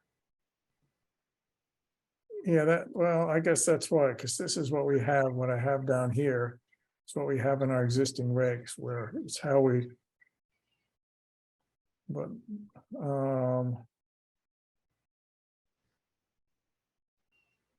and after significantly, that's where we list about 12 characteristics. And it's much more stringent there. But maybe we don't have to distinguish between the 50 and the 100. What's the advantage of distinguishing the two? Whether we'd have a higher threshold of presumption of, but I guess now we're basically presuming that any action will in the 100. It's whether any act in the 100 will is presumed. Let's see. Any alteration in the no alteration zone will have adverse impact to the interests. So we're presuming that any alteration in the buffer zone will result in adverse impacts. And whether we feel that that's true for the entire buffer zone. And therefore, you want to say that somehow they're going to do some mitigation or something. Maybe I'm fine with that, actually, that the mitigation just might be less critical if it's in the outer buffer zone, or if it's maybe in the outer 10 feet, the mitigation doesn't have to be so much or not needed. But if it's in the inner buffer zone, then to overcome it, the presumption is harder. I guess it maybe just varies and it gives us the flexibility. So what is the advantage of distinguishing the two? Why make? Maybe there isn't, but we've historically used it like I'm not quite sure how we've ever used a no alteration zone. I think the idea with the zero was that the 0 to 50, absolutely, we wouldn't allow any additional disturbance, right? It was really meant to be a firm line there at the 50. But you could still demonstrate, we still left it that you could overcome the presumption. See? Yeah. And then this listed everything, and then people would came and wrote, well, there's no leaf litter change, there's no shade change. They would do these kind of things, which we're going to try to be more quantitative about now. But we had that opening here that you could overcome the presumption. Well, are you thinking that maybe instead of leaving that there, we leave that opening in the 50 to 100? Whereas the 0 to 50, it's, I mean, I thought that we really were saying, I mean, it's called the no alteration zone for a reason. I'm wondering whether we're dropping that or we never really use it. It's always a matter of, are we being rigid about any part of it? Absolute about any part of it, when in the end, it's just more a matter of, you just have a higher standard of credible evidence or higher standard of mitigation, the closer you are. And that's where we make our judgment, our sort of scientific calls on it. And when we get down to what kind of information we ask for, we might ask for more information and more detailed information if they're mucking around in the 0 to 50 to justify something. And they might be different depending on how much they're changing and how close.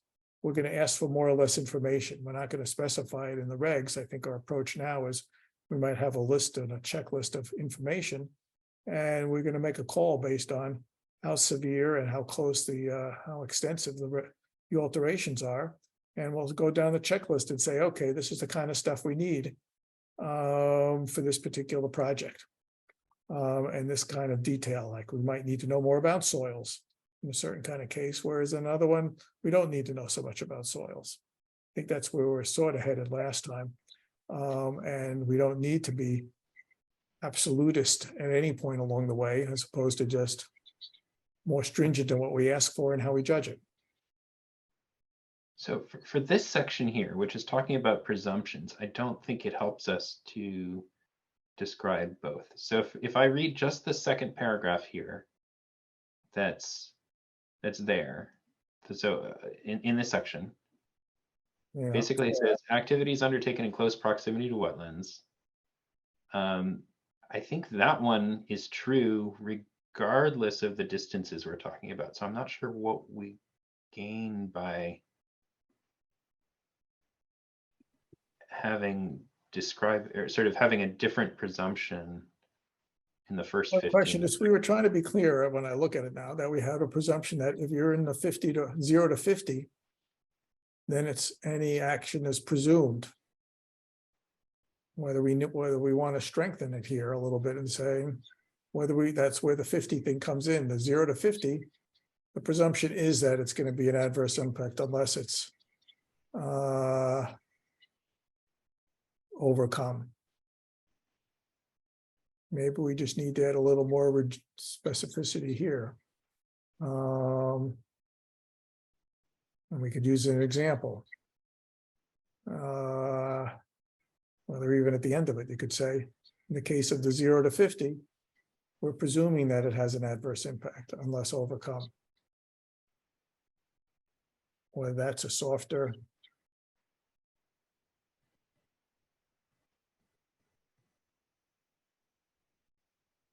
Again, I don't see the why. I don't get it, but other people see it, that's fine.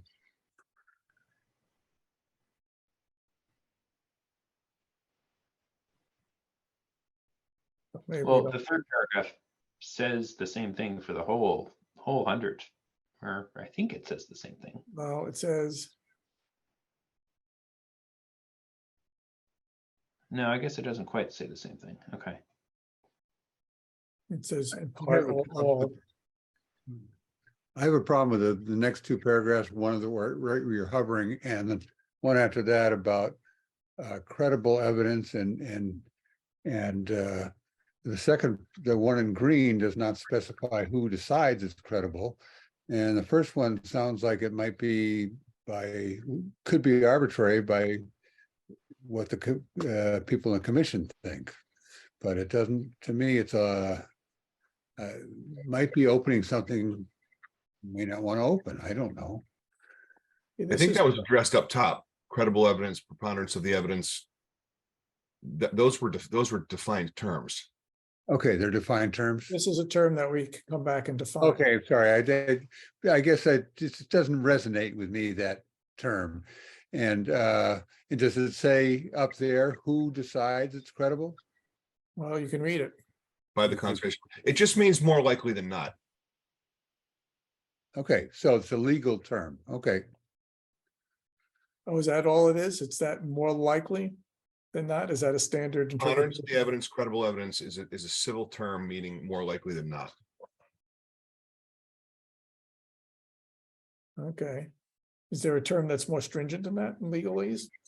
Well, we could start talking about criminal law, but I don't think that's what we want to do. I mean, look, that's a pretty standard term. I think Matt would probably agree with that. Hmm. Yeah. I mean, I wish, well, that's what most agencies use. Okay. Based on my knowledge.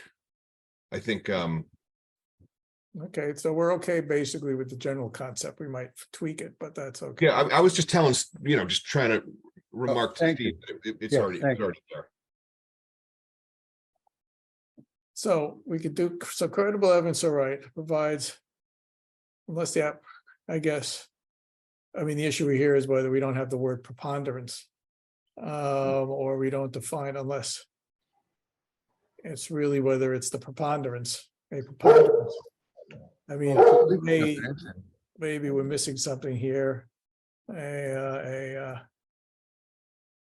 don't have a problem with it if it has a known legal term, a definition.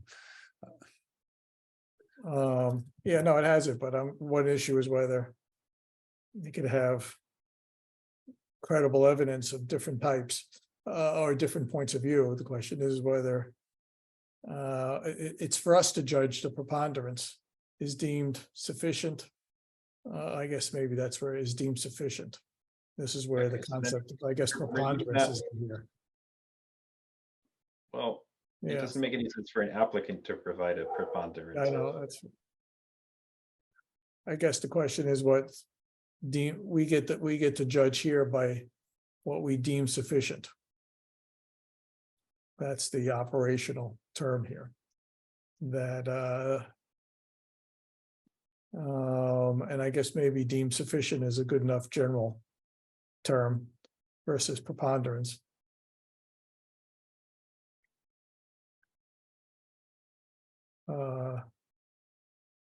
I'd defer to whatever the lawyers who know this kind of language Yeah, choose. did we lose somebody? Oh, Carol, did we lose you?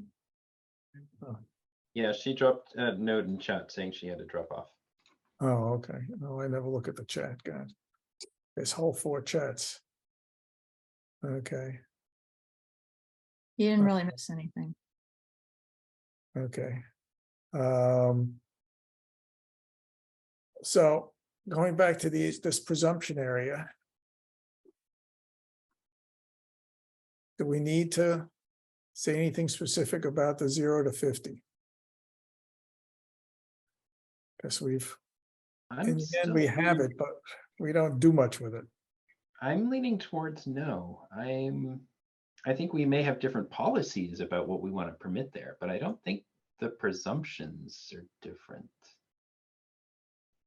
So it's not a higher level in the 0 to 50 somehow, where it's presumed to be, or whether this is have a high likelihood versus in the 0 to 50, it's presumed is what we have now.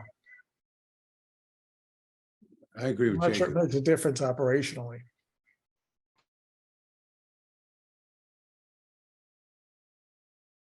So are we okay dropping the 0 to 50 in this presumption area? Here with me. Yes, for me. Okay. Oops. I'll make a little note when we have this draft for our future reflection. That dropping 0 to 50 distinction. Dropping it at least explicit, right?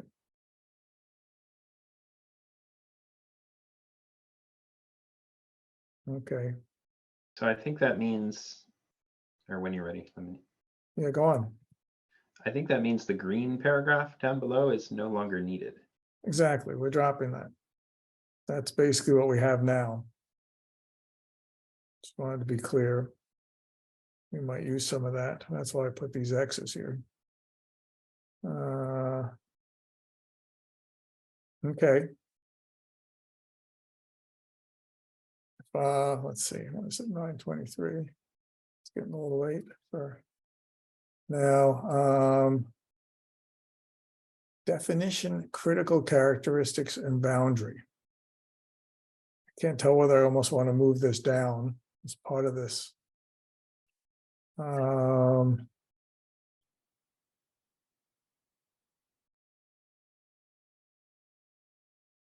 maybe.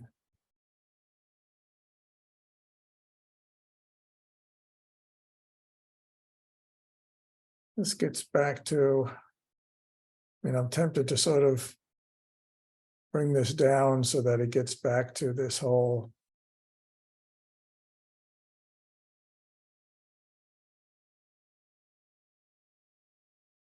Why So not leave it where it This is? gets back to that whole issue that we had up here of all these, what we're looking for, what information we're looking for, that I don't want to get into tonight because we're working on a separate redrafting of this that we talked about. It's all this, what kind of evidence we want and under what conditions. I don't think that's talking about evidence. I think that's talking about what are the properties that Okay, sure. impact how effective it is. Okay, I didn't mean evidence, I meant that. We'll come back to that. I actually want to come to I want to point out here, this is a little small. I'll increase the size. This is something we're stuck with. I just want to make sure we read this again of this, because this is in the bylaw. So when we use burden of proof.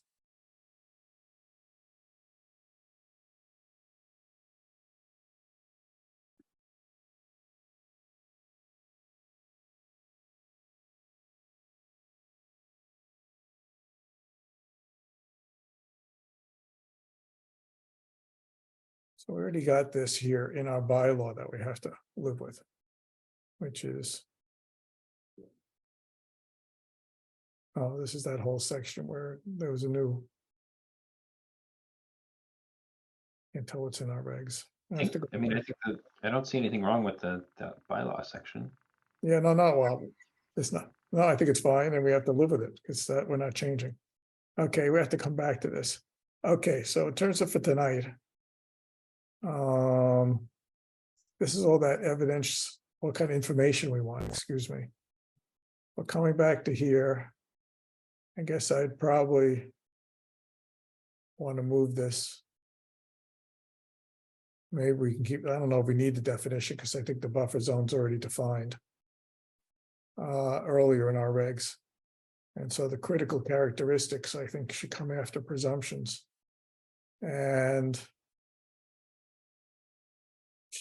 then we're down into performance standards.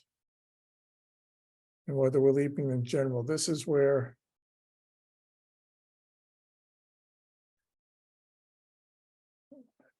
I guess we're dropping maybe this inner and outer buffer zone thing.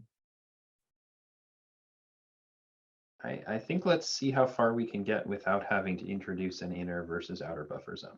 Yeah, I think that I'm not makes sure we need sense. it. Okay. Yeah.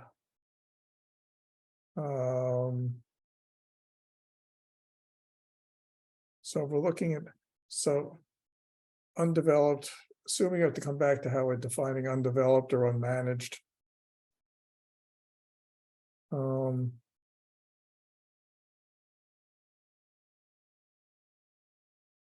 What is that? What is the water dependent structures at the very end of that sentence supposed to or intending to refer to? This one here. Oh.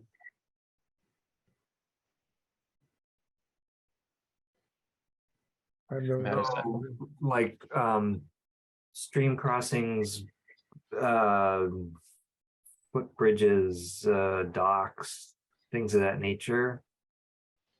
That you kind of can't have without having work in the buffer zone.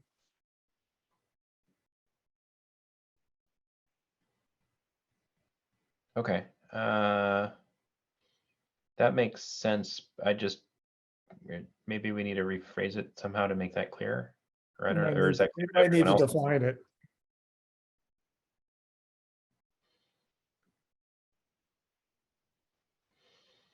Whether we actually have to define it as. Oh, that's okay. That's fine.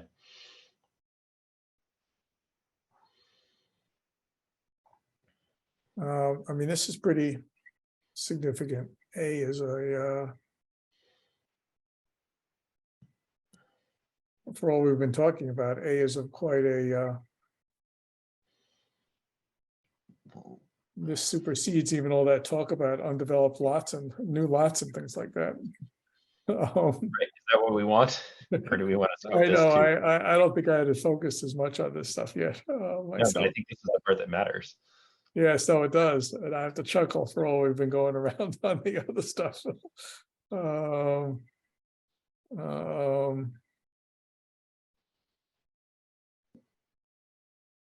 Right, this is all much more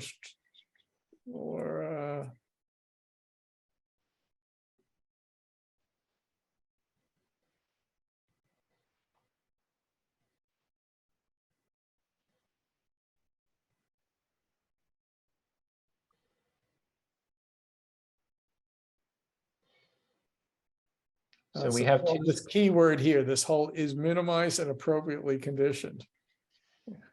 There's all of its, all the discretion is in these words here. I have to chuckle at basically we're very strict in A and B, and then C.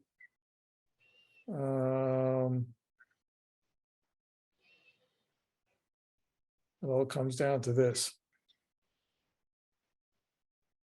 So one question we have to answer is, is this whole section, this paragraph, is this work in undeveloped buffer zones in lots created after this version was promulgated?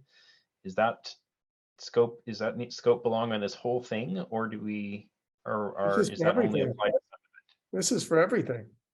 Right. Well, that's the way to phrase now. What do we? No. The question is, what do we want it to be? Yes. Well,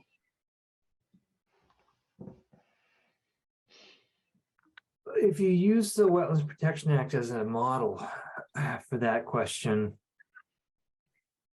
it doesn't matter that that the lot was created, say we're talking river front area, doesn't matter that the lot is created prior to the promulgation of the regs. It's the pre-existing work it happened prior to the promulgation. So I think that, like, I'd be concerned that if you had language that said that, you know, lots that predate these regulations are exempt from the regulations. That's Right. kind of a free reign to do whatever you want. Right. That's Yeah, what we have now preempts all the stuff we were just driving ourselves a little nuts about above. And whether we want to just, I mean, it's a very clear message that no work shall be allowed. And then, notwithstanding the above,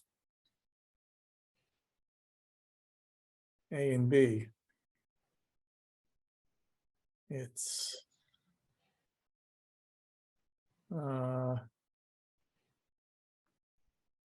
Could I, while you're thinking about it, ask Matt a following up question on, and that maybe other people know this, but I don't. Are you saying, Matt, that if you're a homeowner or developer or whatever, if there's work done after 1996 in the buffer zone, that is, there's no grandfathering that of any kind of stuff in the buffer zone after 1996? Yeah. Let's think on that. I don't need. Yeah, let me kind of, I think I'm getting fuzzy enough. It's getting late enough that this is that detail is starting to fuzz out a little bit. So let me dig into that before we get back together. I'll figure out the right way, the way that the regulations actually handle that. Okay, thank you. Well, what do we want to say here? I mean, I can't tell whether we're saying anything.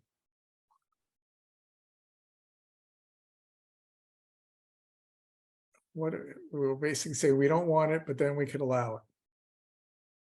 Not quite sure what kind of. well, I mean, essentially, it gives the commission the wiggle room to allow things that are unavoidable. Limited and unavoidable work in the buffer zone associated with the construction of a structure crossing a wetland or stream. Right, so it said, so essentially, Oh, I if see you have, what you mean. Okay, yeah. yeah, It's much more limited what that's pertaining to. yeah, I mean, if you have an undeveloped Okay. buffer zone and someone needs to go across, you know, do a wetland crossing to get to an undeveloped portion of their lot. If you don't have some allowance to provide crossings, then it's you can't do it. So Okay, I think, no, I was misreading it. Now I see what you mean. No, I was Okay. misreading it. But okay, so in the end, A and B are very no work should be allowed. Trying to distinguish between, what's the difference between A and B?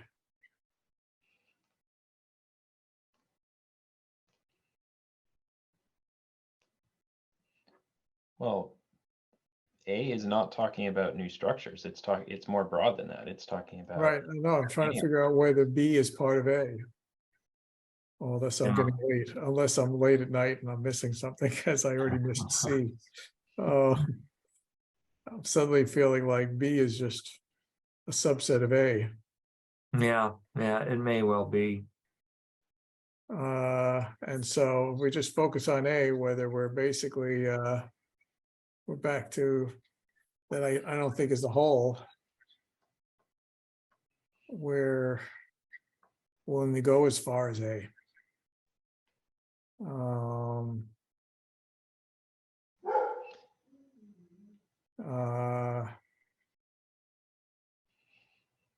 I mean, we were struggling with it before for new lots, and now this pertains to everything.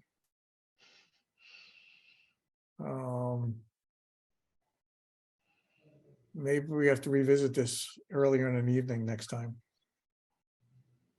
Maybe this is something we all have to think about. This is the crux of it all. Is whether, I think the way it's phrased here, at least in A, is pretty much what Carol was talking about earlier. oh yeah, right. It's It's a more much simpler phrasing of that same idea. right. It's the absolute view, or the, as Matt called it, the dispositive. I think that was what our Matt said. Yeah, but that was a long time ago, and I was thinking much more clearly. Okay.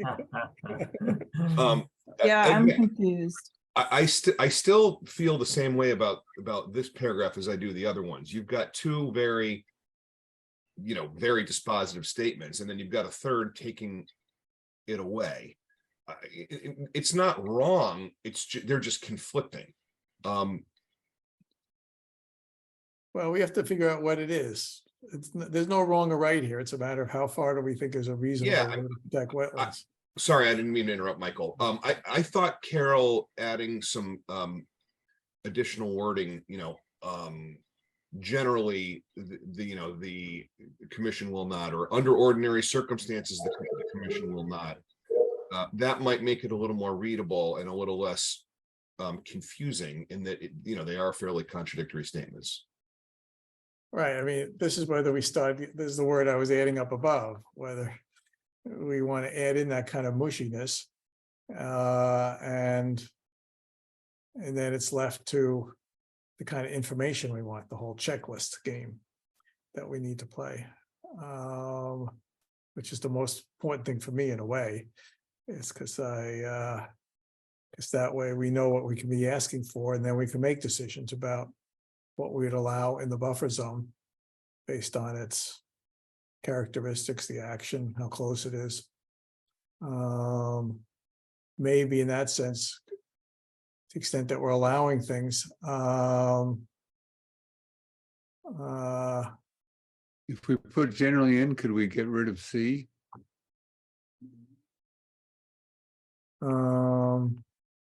The stream crossing and the wetland crossing seem important enough that they're worth calling out, especially. Especially since that's a common issue for when people want to do developments. They often have this. I've seen it a few places in town. But Steve, that was a very results-oriented comment. I appreciate that. Yes. I mean, it's almost like we should be looking at the next one here, because this is where it comes down to, what are we going to allow? This one says we don't want anything except for some stream crossing stuff. Here's the nitty gritty of this, and maybe this is where we should start next time. By like, what are we going to allow? And how specific we want to get.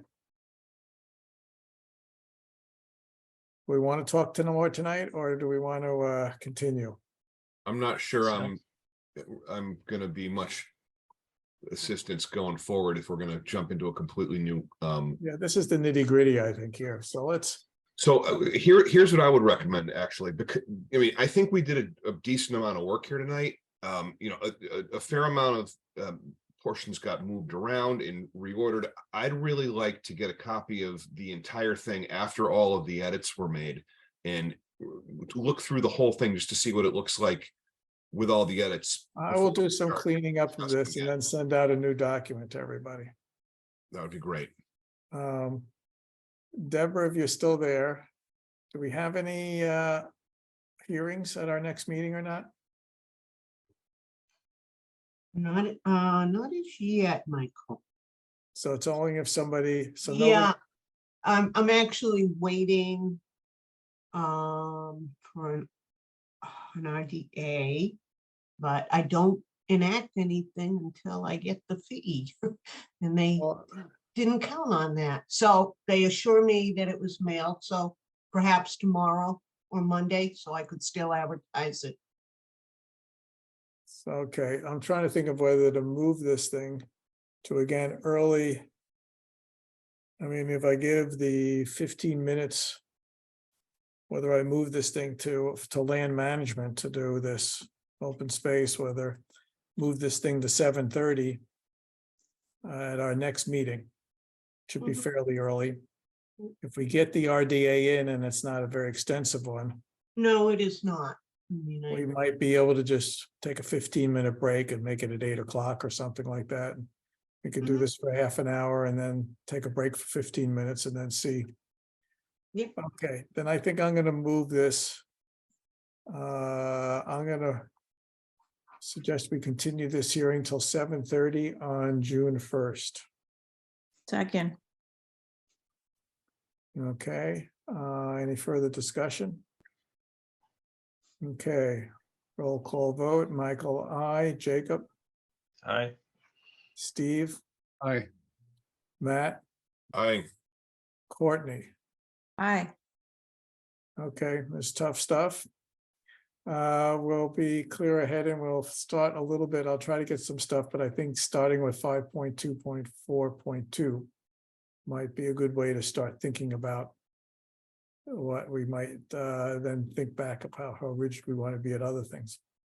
Okay, I move to adjourn at 9:43. Or I just moved to adjourn. Second, Okay, any further discussion? Okay, then I gotta stop sharing here. Roll call vote. Michael, I, Jacob, Aye. Steve, Aye. Matt, Aye. and Courtney. aye. Okay. The meeting is over.